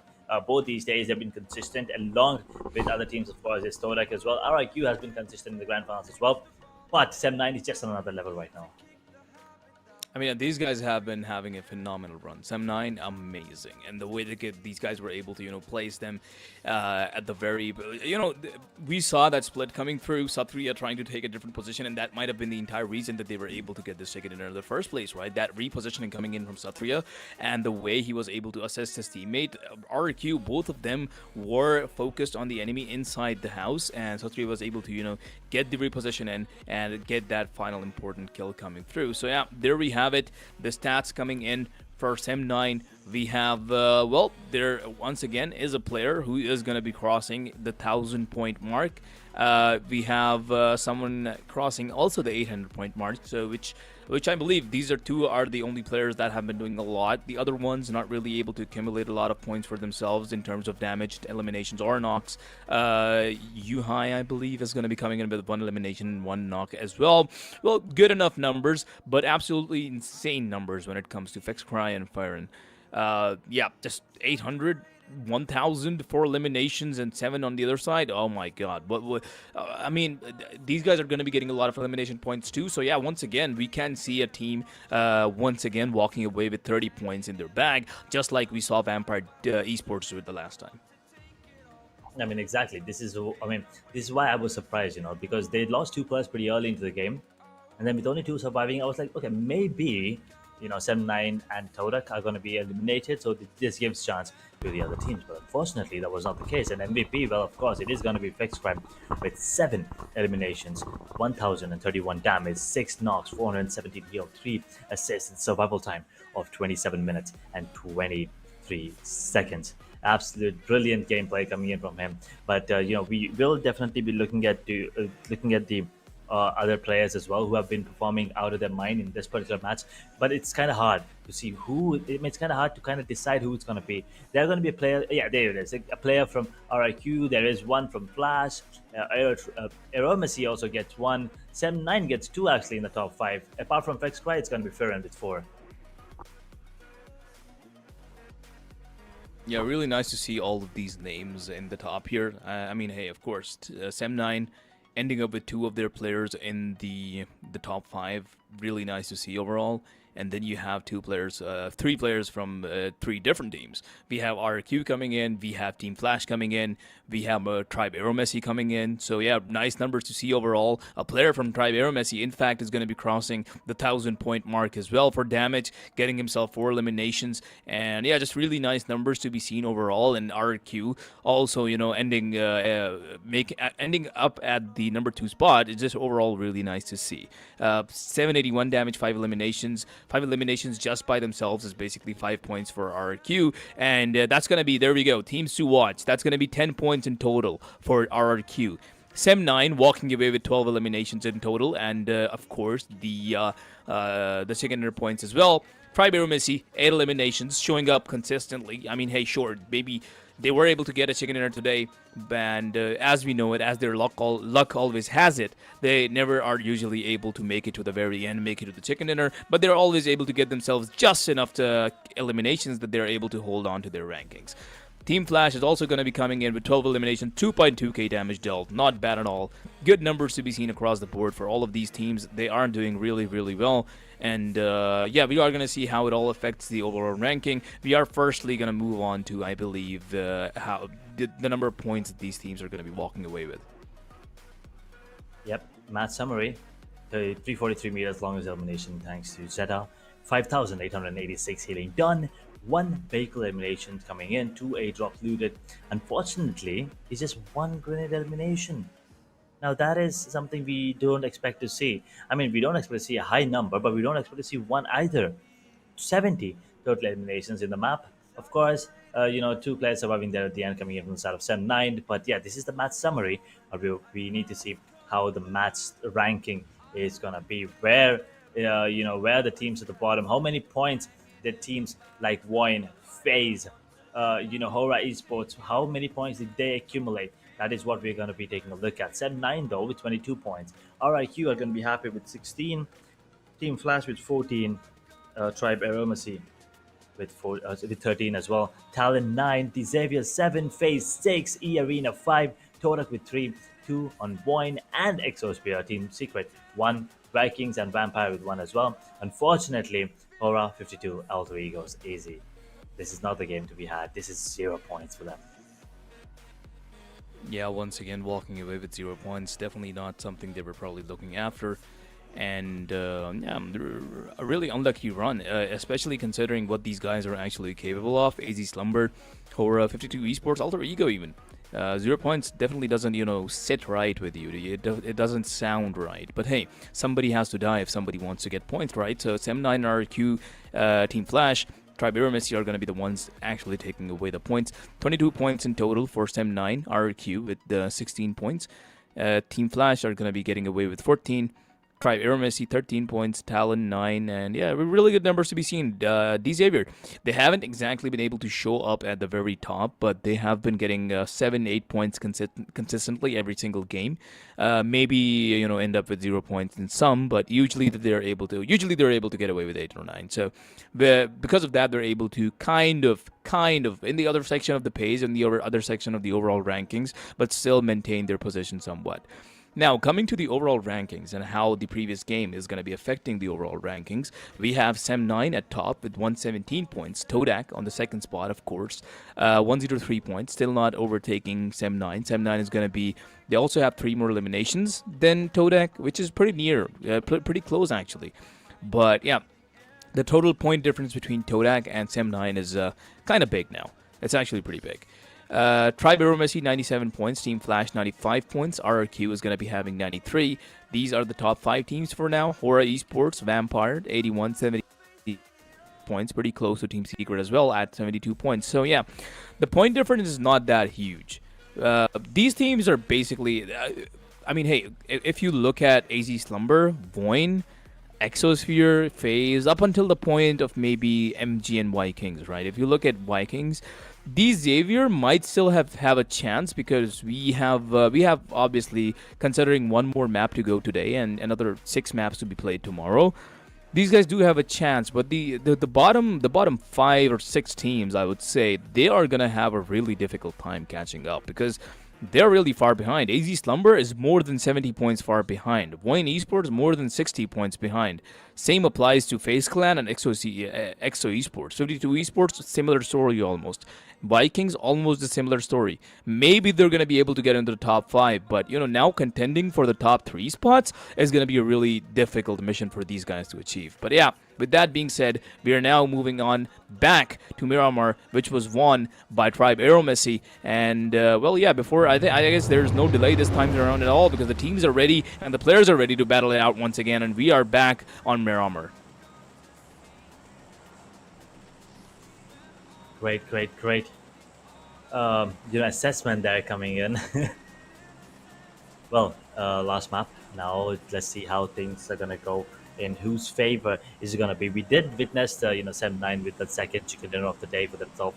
That's 3 overall now, so it's looking really good. And as you already said, Kodak are gonna be left behind now in that race between number one spot with almost like what plus 14, I believe it is the difference between number one and number two. But that is gonna be interesting to see how things go, and if Sem9 can actually accumulate any more points in this one, because the teams at the bottom, right? We were talking about them as well.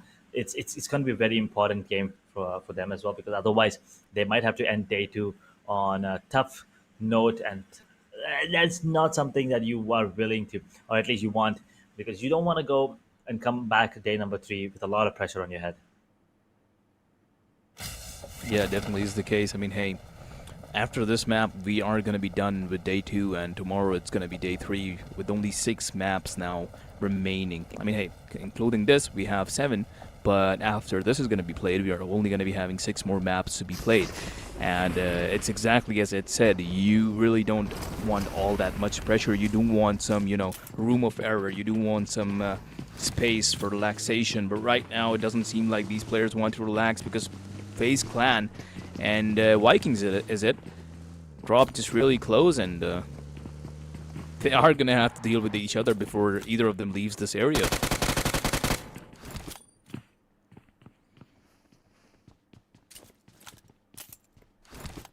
"18 teams, 72 players, last map of day number 2 of the grand finals. After this, one more day is left, and well, anything can happen on that one. But for now, anything can happen here as well. Hacienda del Patron. We've seen a fight happen last time here as well. It's quite broke out, and well, it's a similar story this time again as well. The shotguns, the grenades are going to be really helpful in such situations. The vector could be as well. Close range with the shotgun is obviously the weapon that you want to have in your hands. The magic hand will also help you. When the vectors are coming in, it's a 2-man push. It's a split push coming in from the side of Vikings, but they're still paying the price. FaZe coming on top at the moment, but Superman is the only one standing on his feet right now in terms of players alive. FaZe, they have 2 standing, 2 on their knees. It's not looking good, but Superman, he needs to do something quick.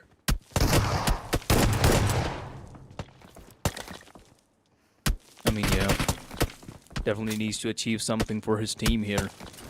Not being able to do a lot, FaZe is going to be able to get that revive in on PK49. Superman kind of going around for the flank. Henry's really aware of it, but Superman is higher on HP. Only 1 shot is all he needs, but he isn't aware of that. He probably assumes that these guys have healed up, so he's not exactly going for the fight. But if he had there, he would have taken all of them down in one go. Probably just thinking about that. Unfortunately, and now it's very low. Plus the way. Right on the other part of the map, you can see Aegis Slumber and Talon going against each other. Aegis Slumber, they will lose another player here, unfortunately. The confirmation will be coming in as well. In the meanwhile, Vikings, they're gone out of the server as well. The first team to be eliminated, and thanks to FaZe, of course, they will get these 3 eliminations. But there is the arena in the picture.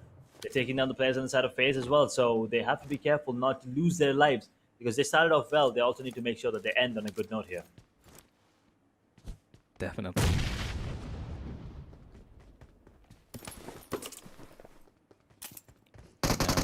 Now, Arena still really up close to FaZe Clan, and how exactly do you get a pick? Are these guys out of medicine? What is the problem? I don't exactly understand. These guys I haven't don't think exactly they've found been it able yet, to. because it's Yeah, it's a drop they class, dropped right? I too don't think they have enough soon, time. and yeah, that's true. These guys haven't exactly been able to heal themselves up, and if they do leave these buildings, they're just gonna get sprayed down. So yeah, they're in a real dilemma right now. Don't really know what to do. And Arena, it's only about time before they go inside and mow them down. And Arena, obviously, they have all the right to be as cautious as possible. Only if they had the information of how low the entirety of FaZe Clan right now is. We are going to be seeing a kill come through on one of the members, who's going to be Cannery. There's the nade. It's going to be knocking out one of them. The finish, the buzz finish, is also there instantly. Arena getting themselves 3 elimination points. out of FaZe Clan. Even though it was Vikings who fought them early on, E-Arena is actually going to be the team who's going to be, enjoying and feasting on them. MVKE and FaZe are now out. Their drop clash definitely did not serve them well. Well, that is just unfortunate, and this thing keeps happening, again and again and again, time in and time out. They just get overwhelmed by the number of players, and once they get those finishes, they just get taken off by another team coming into the play. Now that is just unfortunate for the side of FaZe, and they will still be in that 15th position. They're not going to be making it to the first page of the scoreboard overall. That is down to the top 16 teams now. 59 players still in the server. As EA, they could be the next victim for the side of RIQ. This could be a fight that could be inevitable. Once again, Hacienda is turning out to be a bloodbath between multiple teams. 2 teams already eliminated in this area. Can we see more?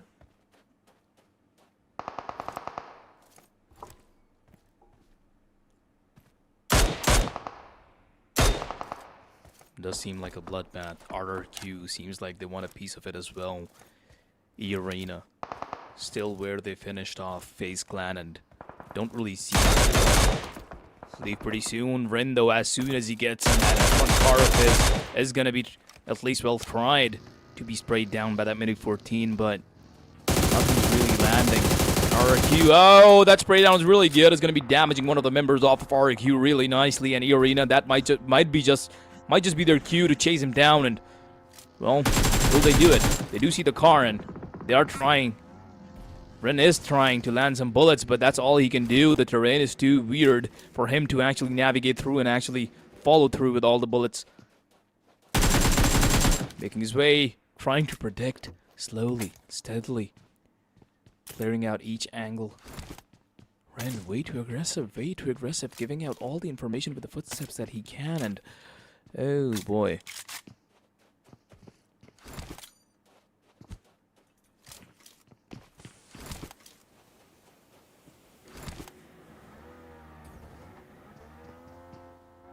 Patience is going to be key. I like this. For sure. I like this.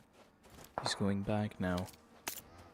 I mean, as I said, they just need to make sure that they wait for the perfect opportunity. Just wait for the time, for your time to come. And Ren, could have played it, or maybe not. Maybe he's confident enough. Let's see how this one goes. So he's now entering the building with the opponents are in. That is RIQ. As on the other part of the map is going to be Sen9 taking on the likes of decisive. So they want to play down on their knees. And Ren now is going to get taken off. He misadjusted. Thought maybe one player was going to be there, but guess what? RIQ had multiple. And Ren is going to be no more there. And Shin, he could be good to take down players on the side of Sem9 as well. The grenade is going to be cooked.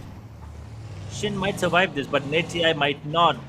He's back on his feet though, but he will be immediately knocked. He'll take it. Shin doesn't mind it. He at least saved his teammate at the moment. Oh, decisive now fighting it out with RRQ, Sem9, sorry. The other player is also from Sem9. Lamborghini currently a shotgun in hand, trying to deal some damage, and should be very much be able to, and also get the finishing kill, I believe. Yeah, there we go.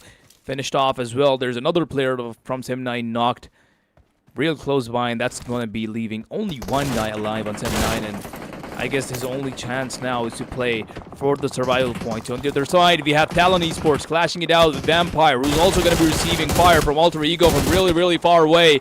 The finishing kill is there, and Talon, that's their sign to get back, because, well, they have Alter Ego right in front of their eyes, and if they do show any chances, any presence there, might as well be sprayed down instantly by these guys. You have to be cautious, you have to be careful. Not to be caught off guard completely out in the open as well. Right now, Talon is eliminated. They already lost a player with 3 eliminations on the side of for player Echo. Alter Ego now, I think, closing in. They understand that Talon's kind of vulnerable right now with the position that they have in a man disadvantage. Alter Ego, they could take advantage of this one. But how well can they capitalize is the question. Is Talon ready for this? Because Yori Johan has been absolutely, going nuts the way he's playing right now. He does have a level 3 helmet already, level 2 vest. Does not have a lot of utilities to work with, but the grenade Kirk will not be dealing any damage, unfortunately. Krypton, he will be, engaged at the moment. He will be interested in taking this fight, but Talon, I really like this formation right now. One player set up really, really high, 2 players in time to clean up the first one, getting dirty, but the other ones just playing safe. They're taking it, they're playing this calculated, and and I really like the play coming in. But Talon, they could still be outnumbered by the players on the side of Alter Ego.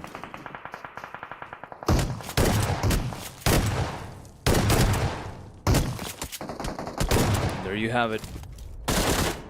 Talon Esports dealing damage to Alter Ego right now. Their positioning is really, really nice. I really, really like it because, well, Johan is already on their flank, and Krypton might just have a difficult time dealing with it. Actually, he's going to be saying no to that as he takes down Johan, and now the backup from Talon Esports is here, and Krypton, oh boy, he's going to be keeping himself alive by taking down 2 of Talon. He is actually, I mean, he's pretty much keeping Alter Ego alive right now because 2 of them are already down, and 1 of them is really low HP, so Krypton doing all the work out here, and also is going to be eliminating Talon out of the server, I believe. Yeah, Talon is gone. I thought there's some of Talon left, but nuh-uh. Alter Ego is going to be saying no to that. And with that, the circle now continues to shrink, and Hora Esports going at it against Todak. Todak, that are pretty much the number 2 team right now, is battling it out with Hora. Hora also have been really proactive throughout this playoffs. Will they be able to make it out against Todak? Pre-Miramar also coming into the battlefield from far away, delivering the spray and dealing a lot of damage to Hora, but also are going to be getting some return fire. Of course you do. You don't just mess with Hora and walk away that easily. Pre-Miramar though, equal amounts of damage dealt on both sides. Where did Todak go? Todak still hiding, trying to save their lives and keeping their positions intact.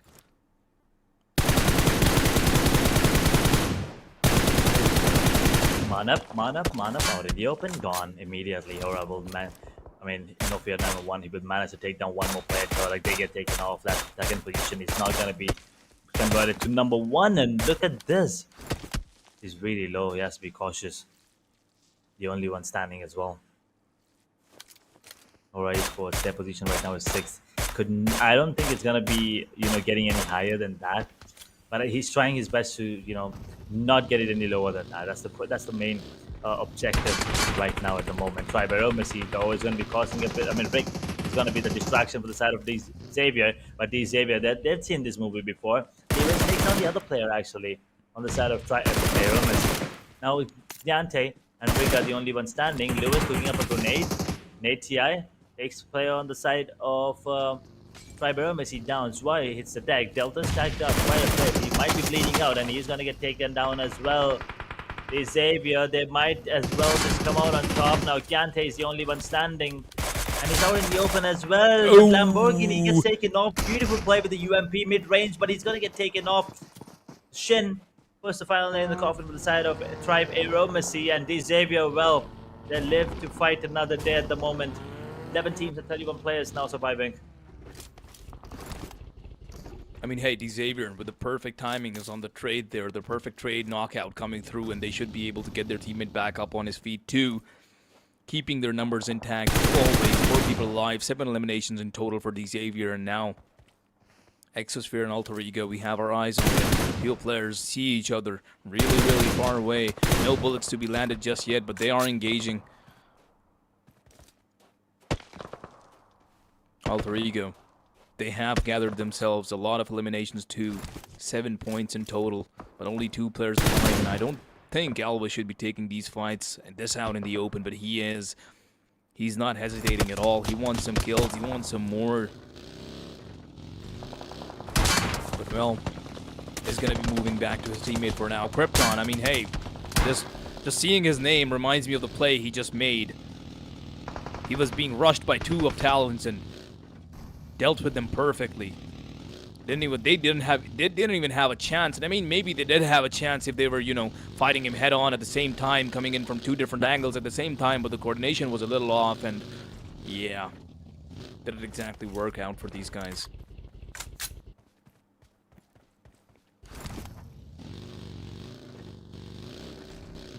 Alter Ego, 2 more players, and can they take down the side of 52? Oh, that he's playing with fire right now.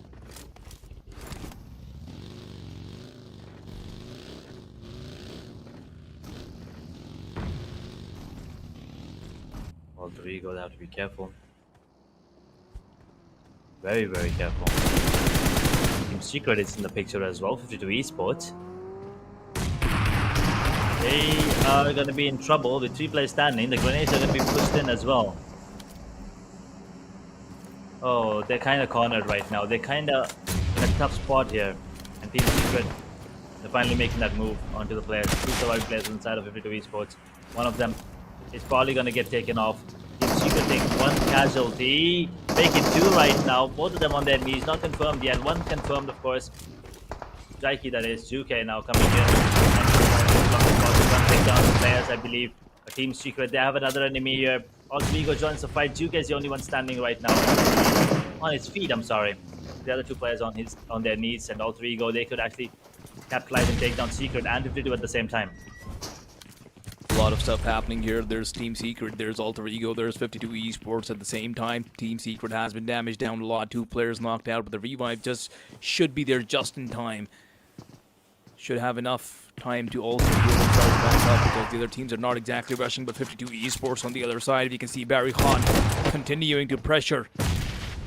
Is Hora Esports nearby as well? Now there's somewhere else fighting it out with Xavier, it seems. Xavier have better stuff to deal with on their own. Oh, what? Oh, wow, does that happen? That is so perfect. Gonna be taking down 2 of these Xavier. They did not see that coming at all. Hora Esports. Huge play coming from No Fear 911, but oh well, eventually taken down. Regardless, though, did not go down without a fight. And coming back to now, Team Secret, we're battling it out with 52 Esports. Barry Khan continuing his dominance. Nades are being cooked, they're being thrown one after another. Juke with the positional play once again is going to be behind Barry Khan, delivers the perfect amount of damage, and is going to be able to eliminate 52 Esports off the map as well, and reducing the overall numbers to 8 on the map right now. Oh boy, so many intense engagements at the same time all over. Oh my god. Yeah, that grenade was on point. I think the grenade was just unlucky there coming in, and Xavier, well, they were just sad. 2 players just collide there, going down to the same grenade, getting knocked out, and immediately everyone just focusing on those 2 players. Brilliantly executed there. With down to 8 teams, 22 players still surviving on the server. Exosphere now redirects their focus towards the side of the arena. Sen9 still alive, and I think the play is going to be for them to survive as long as possible, to maybe get as many position points as possible, because they don't have any eliminations and only have 1 player standing right now. And Exosphere, I believe they could take down the players on the side of E-Arena right now. They are closing in on this E-Arena with only 2 players, one of them already on their knees, but he's going to be revived anytime soon. This area also down to 2 players now, but they already have 8 nations. They're down to 12, they're up to 12th position, but they could move up even higher if things go good for them. Definitely seems to be the case. I mean, top teams have they have left the server for now, other than Sem9 with only 1 guy remaining. And this time around, it's actually the battle of the teams that are a little down there in the rankings. RRQ though, 4th position, still alive. All 4 people there, good chances off the chicken dinner. Might just be able to make it. Exosphere and Moine as well. They haven't exactly been able to get a lot of points for themselves so far, 38 and 39, and no eliminations to be seen just yet either. But having all of their players alive, of course, they can make a lot out of it.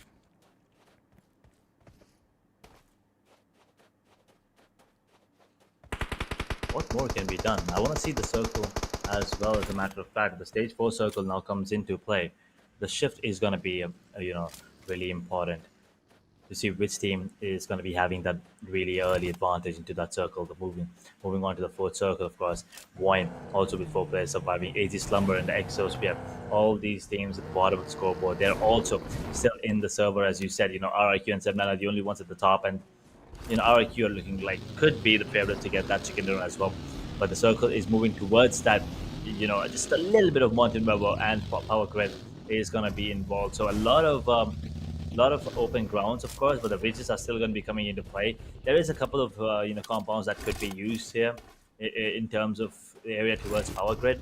But apart from that, no real hideout spots for any of these teams. RIQ, Team Secret, I'm sorry.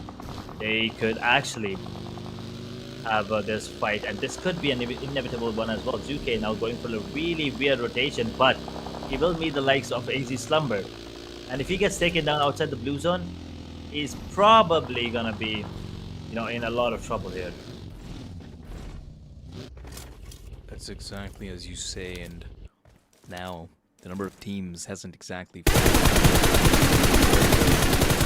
some damage on the other side here.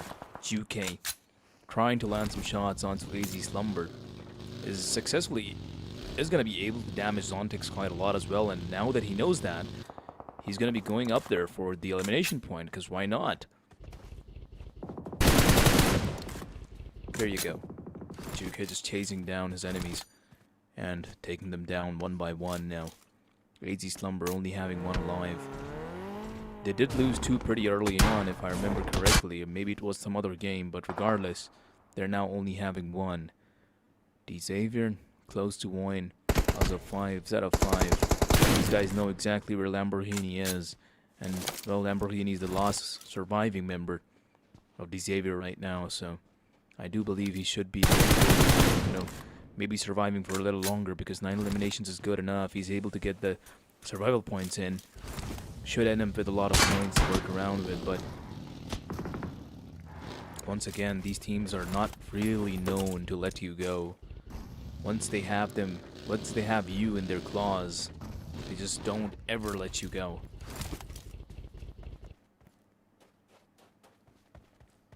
They definitely don't. Lamborghini right now is the only one standing. Could actually do a lot, because we've seen, this guy's really, really good in terms of individual performance as well. And I don't want to talk anymore, man. I'm gonna shut up. I feel bad. As soon as we capitalize on some team and focus on one player, they get taken down, and just like that, Xavier just gets taken off immediately off the server. The last surviving player, Lamborghini, gets taken off just now, and EA, Velternik is out of the blue, out of the equation, because he's not in the blue zone. There's no way you can go save him right now, and Exosphere now, they have to face the likes of Voin.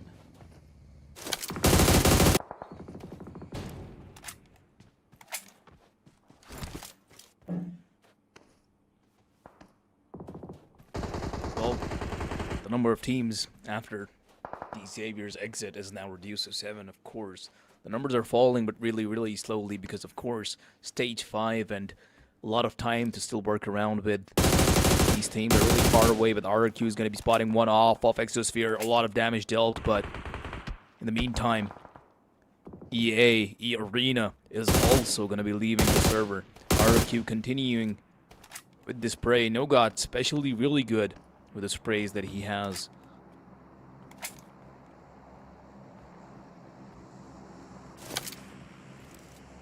Six teams now. Exosphere. Oh, that's a not really close fight. RQ, when exactly did you get there? And now Exosphere, 3 players alive, but what is this guy doing all alone, separated from his team? That nade is not going to be hitting at all. Exosphere. KNS moving way too fast, cooking up another nade, not going to be dealing any damage because of that. Both of them know that they are cooking nades and throwing it at each other. There's another player to now deal with. M4 out, not any damage dealt. He's going to be knocked out. His teammates are too far away to help him or provide any sort of help. RQ once again in a bit of a pinch. I don't think they can help their teammate at all, because Exosphere is just going to be walking away with those free kills, and they're going to have to give up on him. Definitely. No IQ. The only 2 eliminations. They already lost 2 players, and the 2 eliminations, well, they were given to them by the teammate that's been lost, and 7-9 are going to be eliminated finally. RIQ now have a really good chance to maybe close out the distance between them and number 1 spot. Team Secret could be set. I mean, you could say the same for them. Of course, they're up to 79 points now. Exosphere 1 and AZ. This is the time for the underdogs to rise. This is the time for the teams at the bottom to maybe, go for the change and end the day 2 on a good note and get some good night's sleep. And you can come back tomorrow, and maybe not for number 1, number 2, but you probably could still get, in the top 8 to get a piece of that cake, known as a prize pool, of course. AZ Slumber are going to be eliminated as well. So we're now down to Y and Team Secret. There's also Exosphere. There's RRQ now, and a beautiful monster truck in the hands of Sera 5, Akaza, Mochi, the only one standing for the side of Wine. A 3-man squad. Same thing for the side of Exosphere and Secret, apart from RIQ. With only 2 players standing, they are going to be the one signal fight towards the side of Team Secret right now. Frankie, Doko are going to be the first line of, first contact yeah, coming in between these two teams. There is supposed to be one more player inside of Secret. I'm not really sure where he is because I can't see him right now. But he's also probably, yeah, Eduke is just going in for that rotation to reposition himself right now. And Team Secret, they lose one. The grenades are gonna be cooked in. Frankie, he's gonna be closing in on his teammate. Good grenade takes him down as well. Now it all comes down to Juke. But I don't think Juke could be of any help at the moment because he is going to be leaving his teammates. Yep, there it is. He's leaving his teammates, repositioning himself, and Team Secret now in a bit of makes us set up. Also, going to be trying to maybe take the fight. It's actually Mochi taking this one. Point. How much more can they do? What more can they do? And I guess there goes Team Secret, leaving only 3 teams behind now. Boy, question really is, what more can you do with 2 people currently knocked and only 1 left now? And yeah, there we go. They are going to be losing another one of their players too, really low HP. Soon enough, the last one should be taken down, only leaving Exosphere and RRQ on the battlefield. Zeta5, though, still alive and can do a lot. As long as he's able to heal himself up, Exosphere is going to be receiving gunfire from RRQ as well. And there we go, 1 Zeta5. As I said, he's still alive and he's well and running. Is going to be taking 1 down before dying to the play zone, leaving only 2 teams behind now. RRQ and Exosphere, 2 teams, 2 members alive on both sides. Noga and L4, KNS, Secret. These guys positioning themselves really interestingly. KNS trying to bait someone out, trying to bait out the fire, while Seeker slowly moves up in from behind. Perfect. This is the perfect bait and play. RQ seems to be that isn't exactly going to be taking the bait, not really following KNS. L4 and Secret really close to each other. The nades are being cooked. This fight is definitely going to take much longer.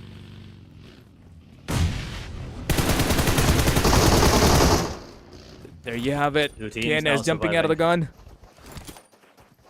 Oh boy. Exosphere now right here, man. Come on. Distance being closed up. Nades being thrown. No damage dealt on each side. Zone also closing up.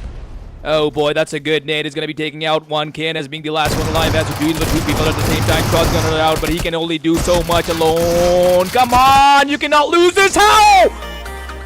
Was there no? Wait. Did RQ just lose that? I feel like KNS took the last kill there. Not sure. What? I mean, hey, we obviously need better visuals on what's really happening. That's for sure. That's one thing. Because it's the second time we're both complete. But I don't know. I just have a feeling that our KNS took that at the very last moment. I just have a feeling. I'm not quite sure. I mean, hey, we'll get to see that soon enough. But regardless, a very, very, very, very interesting fight at the very end there. Because both teams were playing it out really well. RQ did not take the bait and, just played around that area, played their positioning, and rushed right when it mattered. Exosphere? Yeah. They threw. RQ threw. Unfortunately. Yeah. It is the fact. There you go. Oh my god. How? KNS. I mean, hey, he basically clutched it. 649 damage, 6 eliminations in total. He ended up getting that chicken dinner, just snatching it out with RQ's hand, despite that first nade knockout come through and one of his teammates being down and being the only one. Yeah. Pulled up a 1v2 right in front of our eyes, and it wasn't even a 1v2 that he was supposed to win. Like, sure, there are 1v2s that you win where you're able to manipulate the enemies in a way that you're, using your position as an advantage. He was out in the open, dude. Both of RQ's players were fighting him out in the open. They were shooting shotguns at him. The other guy pulled out a UMP or something and somehow still managed to not kill him. Okay.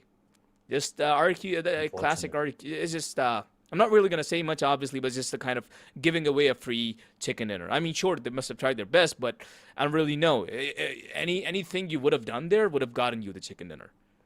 But yeah, regardless, the MVP is going to be KNS, of course, the guy who was able to survive until the very end, and of course got himself and his team the chicken dinner. So yeah, nice numbers, 649 damage in total, 6 eliminations to be seen. Good stuff coming in from this guy. Great stuff coming in from the entirety of the squad, of course. Exo Spear, I mean, at the bottom of the scoreboard, they did manage to get themselves a win right now. So they could, I mean, not exactly sleep better, but they could breathe easier a little, at least for now. RIQ, they don't really have to worry about not getting that chicken dinner because they're already at the top. I mean, yes, those extra 4 points, extra 4 to 5 points could have actually, meant a lot for them. But regardless, it's still going to be decent. Lamborghini, on the other hand, with 4 eliminations, is going to be, one of the top 5 players as well. Krypton from the side of Puerto Rico with 4. No Fear on the side of Hora with 4 as well. Juke on the side of Team Secret is on 4 as well. He's been good with rotations. He's been good with the fights as well. We were talking about Yori Johan so much that we actually forgot about Juke and his game style. It's really ballsy, and at the same time he's really confident with the way that he moves on the map, and it's really smart as well. I kind of like the way he approaches his approach to the game. But here are the teams to watch as we move on to the day number 3. Of course, it's going to be RIQ, definitely. Xavier finally showing up. It's about time. Come on, second half of the day, probably them just stepping up huge. Alter Ego, another team that has been performing really well from the start of the grand finals. Exosphere, it's definitely going to be a team to watch, but this is the only game that they actually did something, noteworthy, and they actually, got the chicken dinner at the end. But maybe tomorrow it's going to be a different game. Maybe they could ride the momentum, ending the day with a chicken dinner. Maybe day number 3 they could start with the same. I mean, yeah, day 3 left. Good stuff to be seen in the future as well. Exosphere, we've finally seen their medal. They were doing really well in the playoffs. I mean, hey, at least in terms of the eliminations and stuff. But finally, they were able to get their hands on the chicken dinner, as you mentioned. And finally, this must push them a little above in the rankings. And the other teams, RQ, Xavier, finally. I mean, Xavier just, not doing as well as a playoff, but still do end up showing themselves in the team to watch eventually. And yeah, good stuff to see from these guys. Match summary, not a lot of healing done, only 5.9k. 1 vehicle elimination, 332 longest distance elimination, 4 grenade eliminations. Pretty usual numbers, although we saw a lot of nades going through. I mean, hey, Mr. Miramar, some of the players are at high ground, some of them are at a low ground. Sometimes there's a ridge between both of the players, and then they have to play around it with the utils that they have. So obviously a lot of nades will be used, but we still aren't seeing a lot of grenade eliminations come through. Still though, pretty normal. The only interesting point would be that how many points these teams are going to be walking away from this map, and how much is that going to amount to their total game. So, everybody can have an idea of what these teams are working around with right now, and how it's going to be affecting their rankings tomorrow, and what we should be expecting, what these teams should be expecting to do tomorrow. So we can kind of, get an idea of... I mean, sure, like these teams would have a much better idea of what their real target, what their real goal is. For sure. Day number 2 is it's done finally. I mean, day number 3 is going to be interesting for sure, the last of the grand finals, but match rankings. Exosphere with 18 points, 8 eliminations. RIQ with 12 total points. Team Secret get 11 of themselves. Xavier, good number once again if you ask me, 10. Wine 7 along with Alter Ego. Arena 6, AZ Slumber with 5, Talon 5, Horror 4, Sem 9 Phase, Tri-Baromacy, they have 3, Kodak, Vampire, and 52 Esports. All 3 teams get only 2. Vikings and Flash, unfortunately, were not able to get anything done whatsoever. But the main question is, where do these teams stand in the overall? Especially, Exosphere and the side of Xavier after the performances of day number 2. I'm pretty sure there's not going to be a lot of change in the number 1 and number 2 spot, but in between, in the middle order, there's probably going to be, some ups and downs. Yep, definitely seems to be the case. And here we are finally with the overall rankings. And unfortunately, Todak is not going to be finishing on the top today. They are only going to be having 105 points in total at the second spot. And the first spot obviously will be taken by Sem9, 120 points in total. And yeah, they are going to be holding on to their position for now. RQ, 3 points in total. Oh, not 3 points in total. That would have been that would be disastrous. Third spot and 105 points in total. Tri-Baromacy, 100 points. Fourth spot, 4 teams in total have hit the 100-point mark, which makes me feel really nice about this. Team Flash should be able to do it eventually tomorrow as well. Hora 2, Team Secret, all of these points, they are above 80 points now, so only 20 more to go, and they're definitely crossing the 100-point mark and, going close to 150, 200, and we are going to see Sem9 is definitely easily hitting 200 points tomorrow at least, I believe, because the way that they've been playing, if they continue to do so, they should go close to 200 or at least hit the 200 mark. We are going to see, though, which teams are not making it to even the 80-point mark or to the 100-point mark, because right now even Vampire Esports, the 9th position team, which is at 80 points, is going to be at a lot higher tomorrow. They're definitely crossing 150 at least. So yeah, the teams on the other side of this board, they have a lot to work towards, and that's what I'm kind of looking forward to. Yeah, the difference is going to be insane. I mean, Talon, 7-point difference. Well, that is okay. That is decent. That is coverable. And E-Arena, 65. Xavier, 64. I mean, placement points, come on. What are you doing? 2 placement points. They could be, in a great position if they focus on placement points as much as they're focusing on eliminations. 62 eliminations, that's only 10 less than the highest number of eliminations we have. Exospear, even after the Chicken Dinner, they only secured 57 points. Vikings with 47, 45 on Wine and 52 Esports.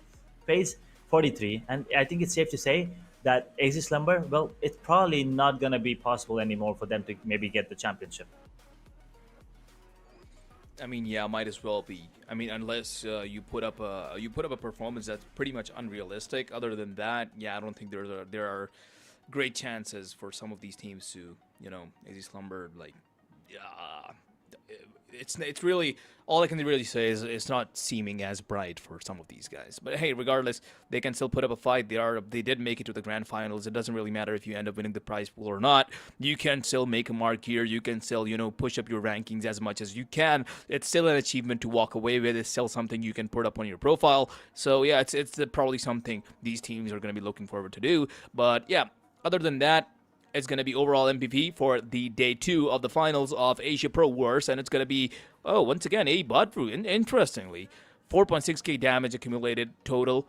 Vampire Esports, Lazarus, this guy was demonic throughout. 26 eliminations to be seen. Not quite sure why he's not on the number 1 spot. Is it based on the knockouts?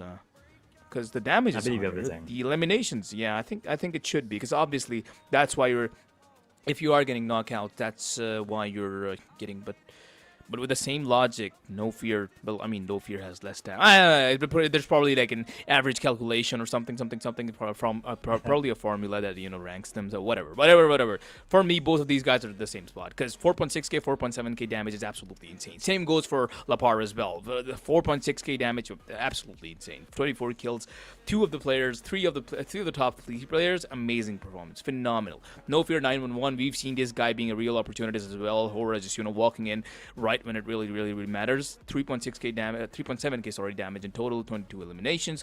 Really nicely done. 3.3k coming in from Team Flash Zeus, 23 damage. Good numbers overall. We saw a lot of action today, and these names were definitely out there wreaking havoc. We definitely saw these guys come through all the time. Totally, and I mean, we're talking about the 2 players, right? Maybe this gives us a bit more understanding. Actually, it does not, but we'll take a look anyway. 4,600 damage on Badru. Well, Lazarus, he has 4,706. Average survival time, pretty. I mean, it's negotiable. I mean, sorry, negatable. It's fine. It's pretty much 16 minutes each. Headshots, 7 on Lazarus, 4 on Badru. Trouble, 46 on Badru, 49 on Lazarus. I mean, he's been absolutely popping off. He's one of the major reasons for the side of Vampire Esports, for performing the way that they did. Badru, on the other hand, he is also the key player for the side of all 3 Egos, and they also had a really good day number 1, day number 2. So I think overall it's safe to say that everyone is performing really well at the end of day number 2. I mean, yeah, overall, everybody did their part. I mean, 6 matches overall, and we really just saw all of these teams perform one by one. All these players show up one by one. But I guess for now, day 2 has concluded, and we are going to be wrapping up the show here as well. This was me, Holler, and I'm going to be signing off with Edge, and we are going to be seeing all of you tomorrow back with some more amazing games. 6 more maps to go, and these teams are going to be clashing out with each other for that top 3 spots, for that prize pool, and we're going to see how it all goes together. For now, this is it, and we're going to see you tomorrow.